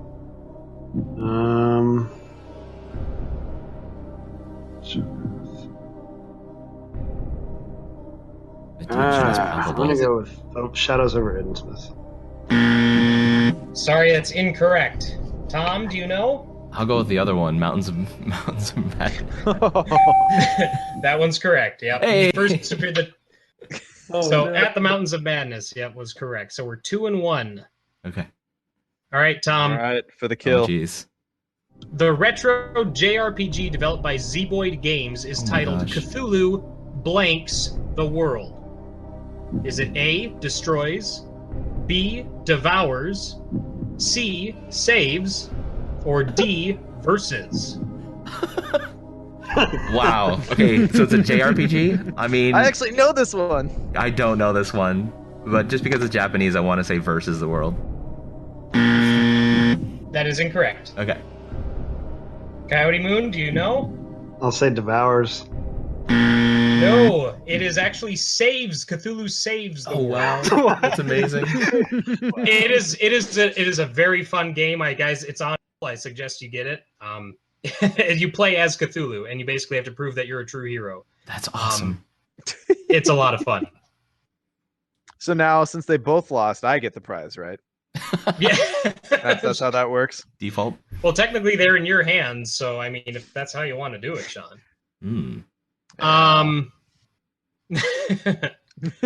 Go on. Okay, so who We're are we gonna on tiebreaker, now? right? Yeah, so I think Yep. it's Coyote's turn to answer first for the next question. This is Correct. legit sudden death, right? So I think Yeah. if we get another flub, Coyote just gets it, right? Tom's got to prove it. That works good for to me. me. Yeah. Yeah, it's fine. All right. Okay. All right, Coyote Moon. Which of the following is also known as the Unspeakable One? Is it A, Nyarlathotep, B, Hastur, C, Cthulhu, or D, Yog-Sothoth? Is it the unspeakable or the unpronounceable one? Yeah, I was going to say, if you can They're repeat all any of those back to me. Yeah, I was going to ask you that, if you can repeat them. Sure, yep. A is Nyarlathotep, B, Hastur, C, Cthulhu, or D, Yog-Sothoth? I'll say Yog-Sothoth. Incorrect. Tom? I'm gonna go with the first one. A. Nyarlathotep? Yeah. That is incorrect. Yeah. Ooh. What is it? It is Hastur. Yeah, that was going to Really? be the other guess. Okay. I So play a I lot of thought Elder Signs. these were- Oh, I okay. knew yeah. it wasn't Cthulhu. Hmm. I knew it wasn't I would Cthulhu. guess Cthulhu. And I didn't think it was the Egyptian one. All right. Well, I do believe with the rule that I just made up, The defaulting that rule? Yeah. It's fine by me. Coyote gets it right. Hey. Awesome. So, Coyote, you did not go to Arkham Knights, I assume. I ran Arkham Knights. What are you talking about? Didn't you see me there? So do you have your cores in hand? Are you have you joined the They're fold? coming in on Tuesday. Oh, right on, right on. Where are you They're at? on the Essex County Express. Yeah. Being shipped in. Yeah, I live in Dallas right now. Dallas. Okay, right on. Awesome. Yeah, Well, that'd be cool if I lived in Minnesota. I would have definitely gone. That would have been cool. it That is would be cool really to live cool. in Minnesota. It turns out. Well, awesome. Well, thanks for playing, man. What I would have you do is I'll have you give your your shipping info to me via direct message, and I will get that prize out to you within a reasonable amount of time. Hey, thanks. I appreciate it. Awesome. Well, thanks for coming on, man. Yeah, Enjoy thanks, Coyote. enjoy your Rougarou, you wolfy coyote person. You. Nice. All right, thanks, guys. Thank you.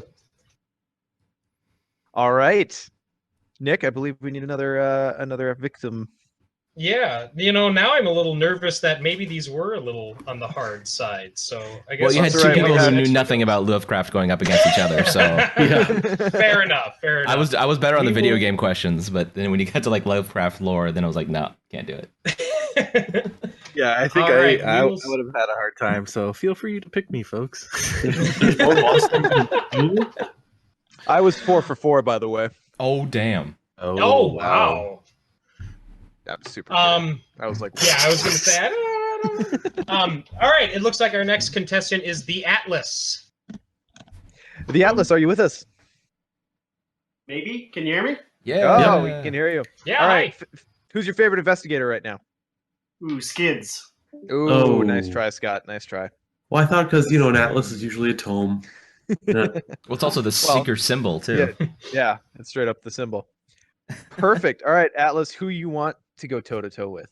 Oh wait, I'm sorry. Would you prefer to be called by your real name? It's Brandon. Brandon. Excellent. Brandon, who are you going against? Who was it a second ago that said they were terrible? Cherry See, picking her. all of us? Scott is one of them. Let's do that then. All right. Well, you've already won. Excellent choice.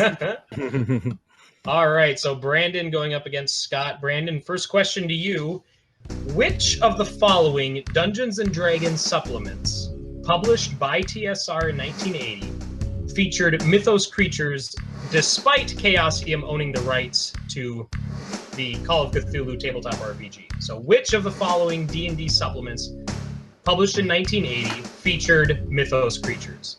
Is it A, Myths and Monsters, B, The Book of Vile Darkness, C, The Complete Guide to Cultists, or D, Deities and Demigods? Please tell me complete was spelled with an A. My The favorite first spelling one sounded ever. like some kind of mythology one. Let's go with B, Vile Darkness. Incorrect. Scott. Yeah, Well, any seeing as this- idea? Yeah, this book came out 5 years before I was born. So, what's the cultist one? I think it was C. C, The Complete Guide to Cultists? Sure, let's go with that one. It's Deities and Demigods. Oh, we should have known that. That's easy. Oh boy, All right. Nick, I hope you have quite a few in the can. Yeah, right. We're gonna keep churning through these questions. This could take a while. Let me put on some tea. I'm trying to see now. I'm trying to pick I'm looking at them and I'm like, is that one too hard? I'll just save it. So we'll see. But all right. Okay, Scott. Who is Cthulhu's great great grandfather? Oh my god. Is it A? Is it A, Shub-Niggurath, B, Yog-Sothoth, C, Azathoth, or D, Huster? A? Incorrect. Oh, well.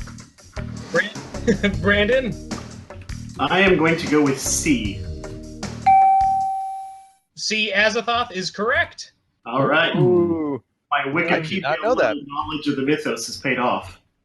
Well played. Well played. All right, Brandon. In the medical drama House, which of the following is featured in the episode Black Knight as an important plot point? So in the In the television show House, which of the following is an important plot point in the episode Black Knight? Is it A, the Necronomicon, B, the Yellow Sign, C, the Buffalo of Lies, or D, a black goat? I actually worked on that show, but I don't think I was there that episode. Oh, wow. Damn. And that's a near miss. Yeah, right? So D. A black goat is incorrect. Oh. Scott. I think I actually saw this one. I think it's the Necronomicon. That is correct. The Necronomicon. Woo! Nice. What was the buffalo one?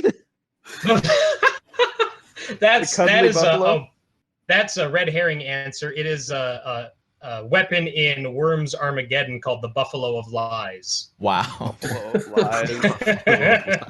Coincidentally, it was the name of my cover band in high school. Who are you covering? Themselves. The Buffaloes of Truth. Oh, okay. All Buffaloes. right. I was hoping you had a I was hoping you had a really good follow-up joke in the wings there, but that one. All right.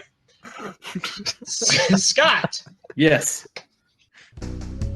Okay, Shub Niggurath was named as the final boss of which game, despite the boss appearing more like a Dark Young? Is it Doom, B, Quake, C, Half-Life, or D, Ultima Online? Doom? Incorrect. Brandon, do you know? I believe it's Quake. Correct. I played that. Awesome. Nice. I had no idea that was in there. Granted, I've never played a Quake game, so that would probably be my first reason why. But Yep, same here. all right. Well, so is this for the win then? Yeah. This is for the win, Brandon, yeah. If Brandon can snag it. All right. Mm-hmm. Make it a good one. All right. Yeah, I'm looking. Okay. All right, Brandon. Which band heavily referenced the Mythos with their song The Thing That Should Not Be? Is it A, Metallica, B, Mastodon, C, NSYNC, or D, Breaking Benjamin? I'm going to go with A, Metallica. Correct. Nice. Confetti. This would have been in sync, though. Yeah. Yeah, I want to hear that version. That thing that should not be.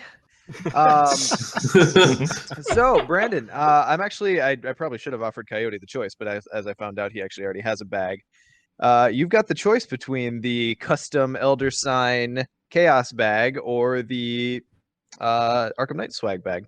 So, just to lay it out there, the Rougarou, you will get it early, but it will be on release. But this custom Chaos bag is a one of a kind at this point. So just to throw that out there. I will take the Arkham Knight's swag bag. All right. Perfect. So congratulations. Thank you for playing. Definitely get me your shipping info via DM, and I'll get that out to you. All right. So how are you enjoying the game so far? Do you have it in hand yet? I do. I picked up 2 copies on Thursday night and played a marathon 8 or 9 hour session on Friday. Oh. It was Veterans Day, so I and my friends both had the day off, so we played through the campaign twice. That is the correct way to play for everyone. Yeah. Yeah. It's generally better if you can start it before 9 p.m., but you know what, you do what you got to do. Details. So, who's your favorite Oh, we Yeah, we did it wasn't Agnes. 10 times over the course of those plays. I'm sorry, say that again. We drew the Elder Sign with Skids about 10 times over the course of those plays. God. The one hiding the token in the corner of the bag. I would argue he's got the best Elder Sign effect too, so it's really good. It's real good. You can just hear the cash register every time it. Yes. Oh God, Skids. I've played with him now. He is pretty solid. I didn't quite understand him before, but by the end of that campaign, I was like, all right, I get it now.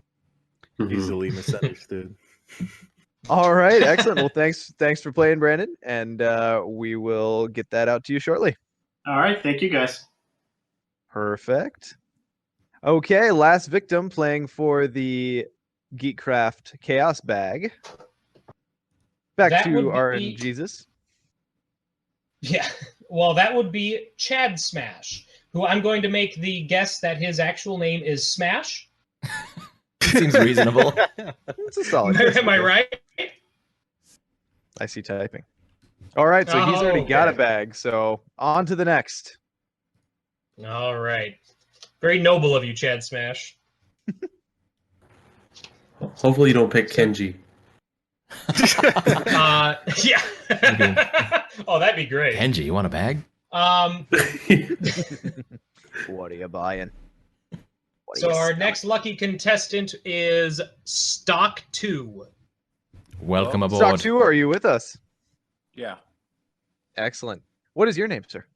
Eric? Eric. Excellent. Eric, how you doing, Eric? You got the game in hand? Are you playing it yet? Who's your favorite investigator? Oh, Skids. Yeah, picked up that one copy at one of the stores over here the day it came out. So Right on. Were they all sold out? Were you lucky to get one, or were you in early? I think it was the only one in town. Oh, wow. Wow. All I'm right. just Well, moving to this area up here, and they just don't seem to have a lot of like LCG players and all up here, which kind of sucks. Oh, right on. Where are you at? Warner Robins, Georgia. Georgia? Okay. How far? My Georgian geography is terrible. How far is that from like the major cities?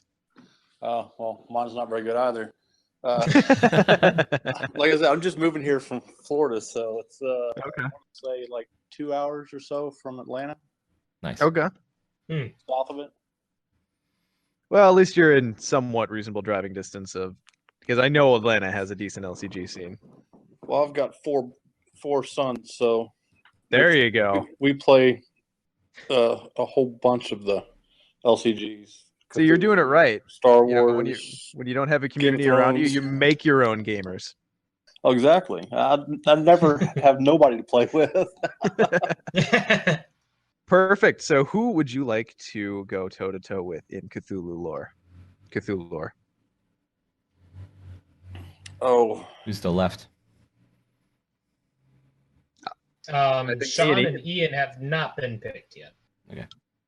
Yeah, I can step up to the plate. That's fine. Yeah. Do it. Okay. All right, Eric. First question. How many years after H.P. Lovecraft's death did he finally get a headstone at his grave? Was it A, 5 years, B, 10 years, C, 25 years, or D, 40 years? oh, jeez. That was what? He died in 1937, I will say that. I apologize that we're getting to some of the deeper cut questions, but I'm running out of options. Yeah, because I've been reading about him because I started to go back and read all his stories again. And I'd read they had a whole thing about his life and everything. I actually don't know. What were the a lot options of- again? A, 5 years, B, 10 years, C, 25 years, or D, 40 years? It was 40. I know it was a long time. 40 years is correct. All right. Nice. I know he All wasn't. right. He wasn't recognized in his day. Yeah, I actually don't know a whole lot about his personal life, but that's kind of what I'm gathering here. Yeah, it was actually his fans that chipped in together and got a great a headstone for him. And if I'm remembering correctly, it's actually not even at his grave. Like it's a short distance away. Yeah, I think they remember said right. it's not. He's actually not buried where his headstone is. Mm-hmm. Huh, that's Okay, interesting. so Ian. So would we call it a headstone?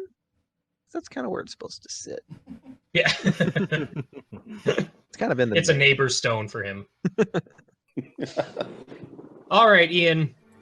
In a letter to a fan and amateur writer in 1937, Lovecraft explained how to pronounce Cthulhu. According to that letter, how should the name be pronounced? Is it A, Cthulhu, B, Cthulhu, C, Cthulhu, or D, I gotta try and pronounce my own spelling here. Oh, I just gave that away, didn't I? So A, B, or C? Nick on phonics worked for me. Woo! You just made the old balderdash error. Yeah, yeah, exactly. I'm just looking at like, why did I write that? No, all right. So A, Cthulhu, B, Cthulhu, or C, Cthulhu. Good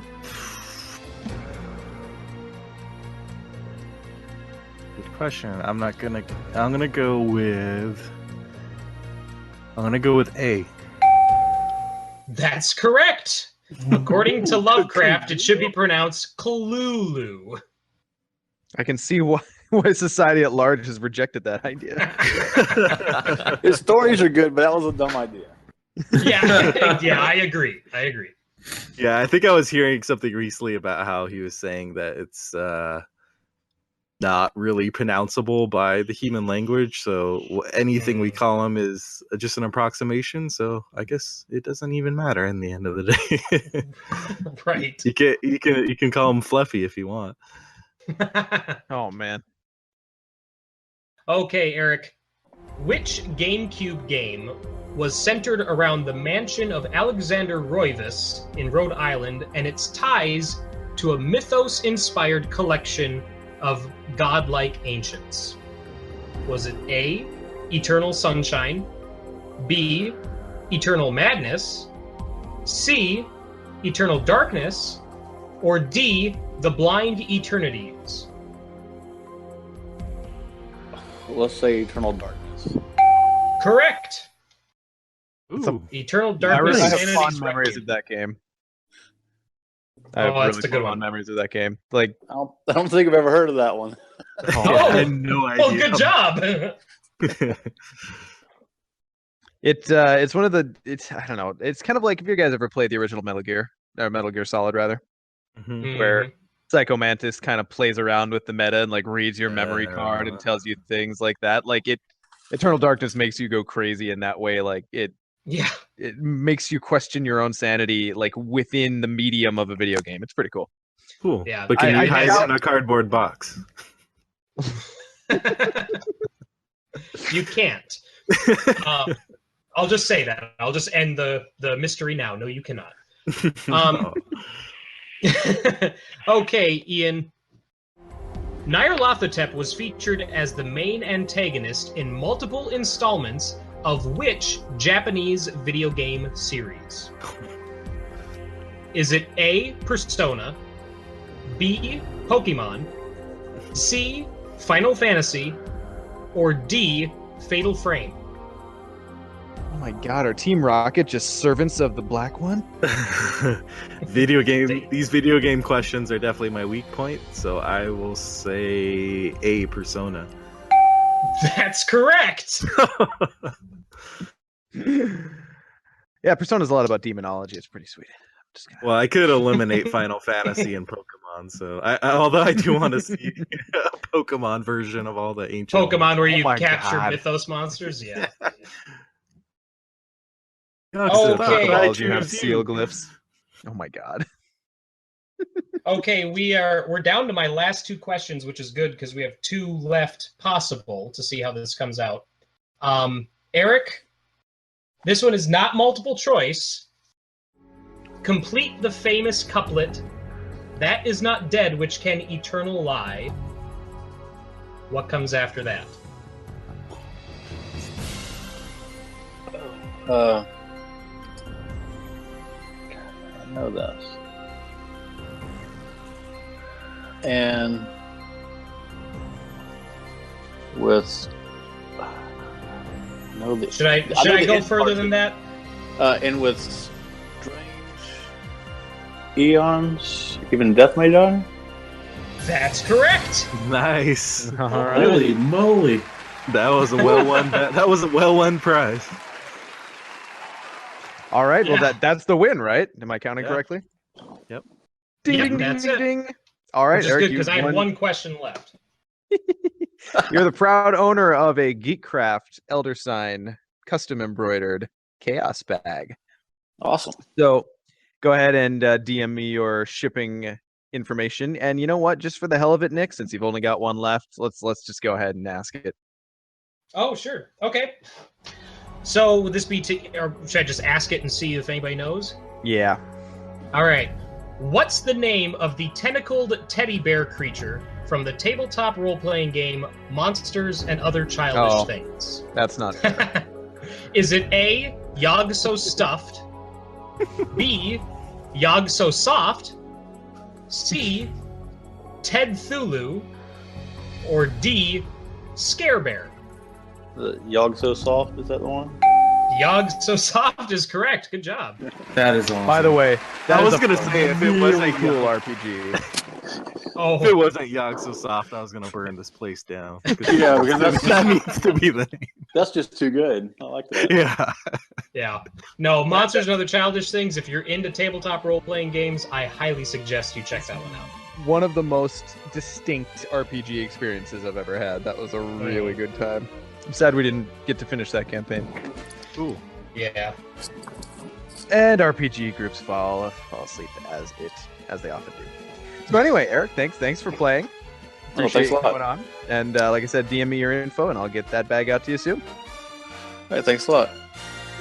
Perfect. All right, boys. Well, we're running a little on the side here, so we'll go ahead.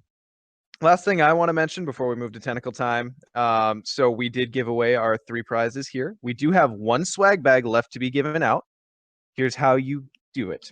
The Facebook post on our Facebook page went up today.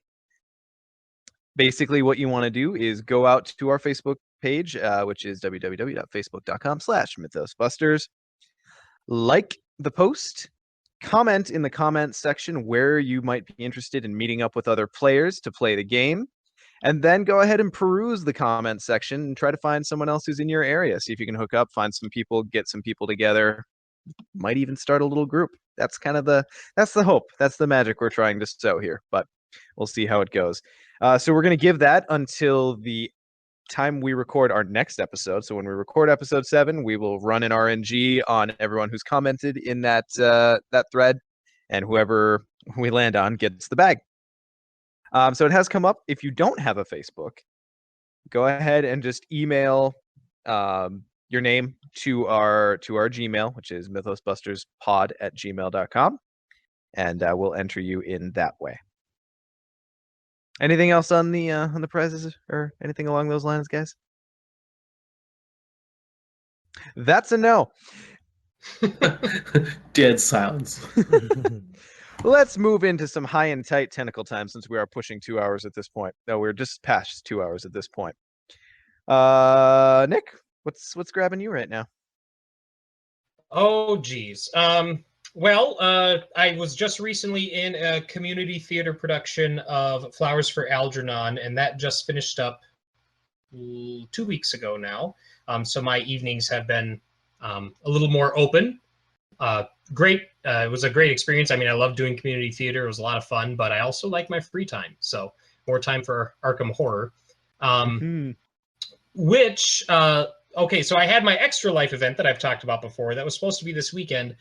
Unfortunately, there was a scheduling snafu with my job. They didn't let me know that I didn't get that Saturday off until at the beginning of the week. So I had to reschedule my Extra Life event. Still looking at that. But I did get some friends together and we played a couple of games. We played Alien Isolation on tabletop RPG. So we did it with the Dread system. So if anybody's familiar with Dread, it's a horror RPG where you use a Jenga tower to determine success or fail of different tests. And if the tower falls, then your character is removed from the story, in this case, killed. It was a lot of fun. I happened to be playing with... it was very tense, but I played with apparently the only 3 people who have never seen the first Alien movie. So I was not only introducing them to Dread, but also to the amazing jewel of a production that is Alien. How? I know! How does fire undo stone? So that was a lot of fun. And apparently they're also the best Jenga players in the world because the towers did not fall down at all by choice. It was one person of the three made the decision at the last moment to sacrifice himself and let everyone else go. So he knocked it down willfully. But it was a lot of fun. Yeah, it was a lot of fun. And then after that, starting promptly at 1:45, I introduced two friends to Arkham Horror, the card game, and we played the first two scenarios and Curse of the Rougarou until about 5 a.m. So right now I'm going on about 4 hours of sleep. Who was that, Nick? Who played? That would be Kip and Evan. Oh, did they like it? Sorry, they did. I'm getting excited because these guys are like my old crew from before I moved. Yeah, no, they really enjoyed it. Unfortunately, I only have the one course set. Only Kip was with me at the time, so we just started a 2-player game. Or I'm sorry, only Evan was. And then once Kip showed up, then I stood and let him take over. And then Evan had to leave for something, so we kind of rotated who was playing with who. But they both really liked it. And Kip, we did one person was Skids, one was Daisy. I just did pretty straightforward decks. The first scenario went really well. The second scenario went okay. Curse of the Rougarou.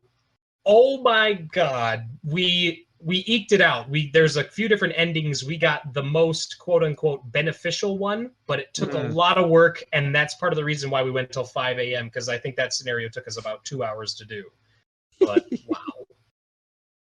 By the end of it, one of the bayou locations was stacked with about 8 enemies. It was insane. Yeah, that one can get crazy. Mm-hmm. Scott, you and I spent a lot of time together in the past week or so. What else have you been up to? I was just going to say, Nick, only 3 quests in the row? I mean, come on now. Got to do the whole campaign. Yeah. I just came back from Worlds.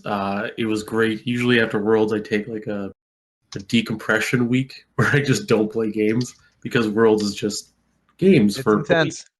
It's intense. But obviously, I've played a little bit of Arkham and kind of just, I don't know, playing around on Hearthstone. Rainbow Six Siege has been my like video game for the last 6 months because that game is fantastic. And yeah, that's pretty much for gaming. Besides all the other LCGs. But. Right on. And I will say, at Worlds, very similar to Nick's experience. Scott and I played through the entire campaign plus Rougarou in one night. We must have started it at was it like 8:30 or 9? It was like 9. And there was one or two scenarios we actually restarted because there was one.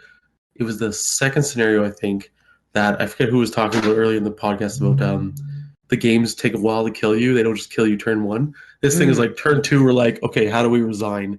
And I was like, this is not going to be my first experience. We're starting this one over.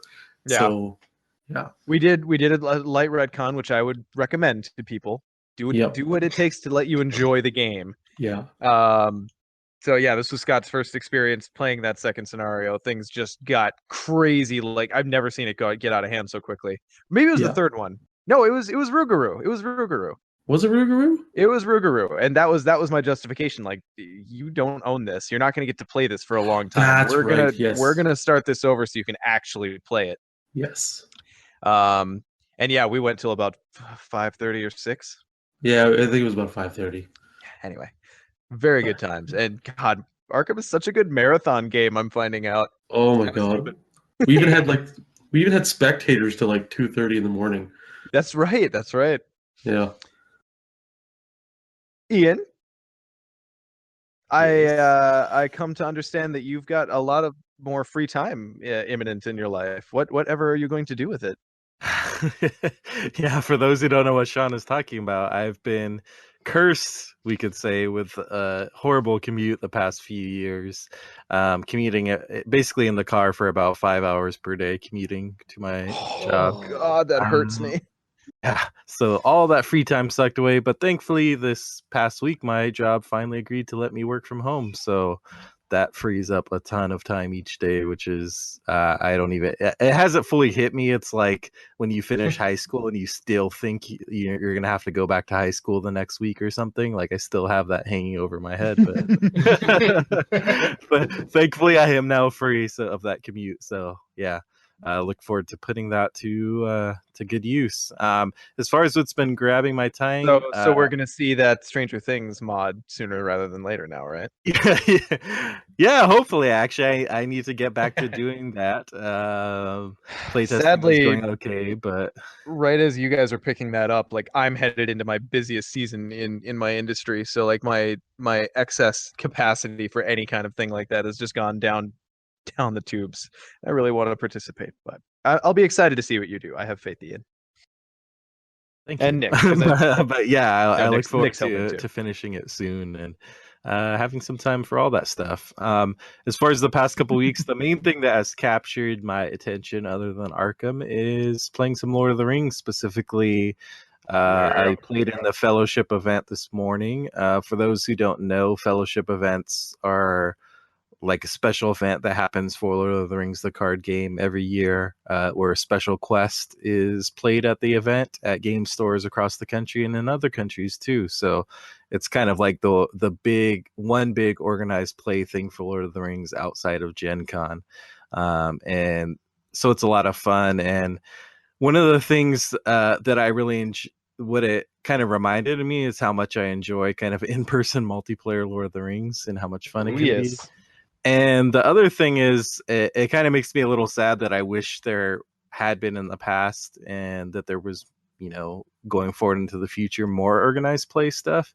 Because I really enjoyed the experience of basically creating decks for this specific event, and then I was actually going through a process of like testing them to make sure they'd work, and it was kind of fun. And it's something that you see in competitive games, but obviously we don't get a lot of in cooperative games. So I wish that there was, obviously they don't have the manpower to create like 5 billion organized play scenarios, but it would be nice if there was more organized play for Lord of the Rings. I mean, we're down to 1 per year now.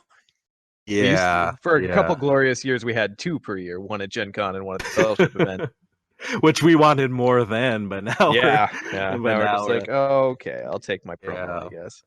So I'm just hoping for Arkham that they come up with some kind of more organized play stuff. I know they can't do a bunch of special scenarios, but one interesting thing that the Pathfinder card game has done is they'll have their special quote unquote seasons, and they won't create whole new sets of cards because obviously that's not practical, but they will use the existing kind of, they're not encounter sets, but the nearest equivalents, and then just create different quests around those.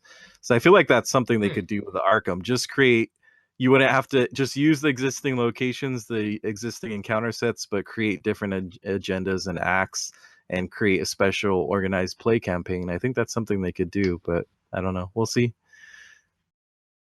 Awesome. I've had a glut of gaming in the past 2 weeks. It's almost to the point where I think twice before picking up cards. But on the second thought, I normally pick them up. So went to Worlds. Was a lot of fun. I kind of made a point of going to the Fantasy Flight Worlds event every year. Last year was the first year I actually competed in something. So most of the time I just go there and I hang out and I play pickup games and just kind of enjoy the atmosphere. This year I played in Thrones, did not do that well, just went 4-4 in the Swiss. Had a really good first half, but man, 3 world champs in a row will knock you down. Ouch. Wow. And then I think I played more Lord of the Rings than anything else at Worlds, just because it was readily available. It wasn't like on early release like Arkham was, so more people had it. People were ready to play it. Oh my God, we played so many games of Lord of the Rings. It was awesome. We played a marathon game of Belagast. Scott and I did. It was 4 hours. Yeah. Oh my God. 4 hours on a single quest, but we pulled out the win. We got the fat loots and we killed the dragons, so it was all worth it in the end. We played a little bit of Arkham, as I mentioned. Mm-hmm. But beyond that, I've just been playing a little bit of Arkham, a little bit of Overwatch here and there. And the new thing for me on well, it's not even on the horizon now, is Star Wars Destiny. So that one is FFG's new card and dice game based on Star Wars. It's kind of dueling. It's basically like, hey, Dice Masters did really a lot of things, and Ashes was really popular. So let's take those two games, mash them together, and then put the biggest license in the world on it, and that's Star Wars Destiny. So they did an early release event this last Friday, which I was able to go to. It was really cool. They actually had some of the 501st there, so that we had, full-on stormtroopers walking around. They had a fully animated, I think it was R2D2. Yeah, the pictures you was posted pretty look amazing. sweet. It was, yeah, he was just. It's like they had him set up for a little while in kind of like a photo booth where you could actually go and take pictures, and then he was just kind of tooling around the rest of the time I was there. He was just in the crowd. So yeah, I was able to snag a couple starters and a few boosters.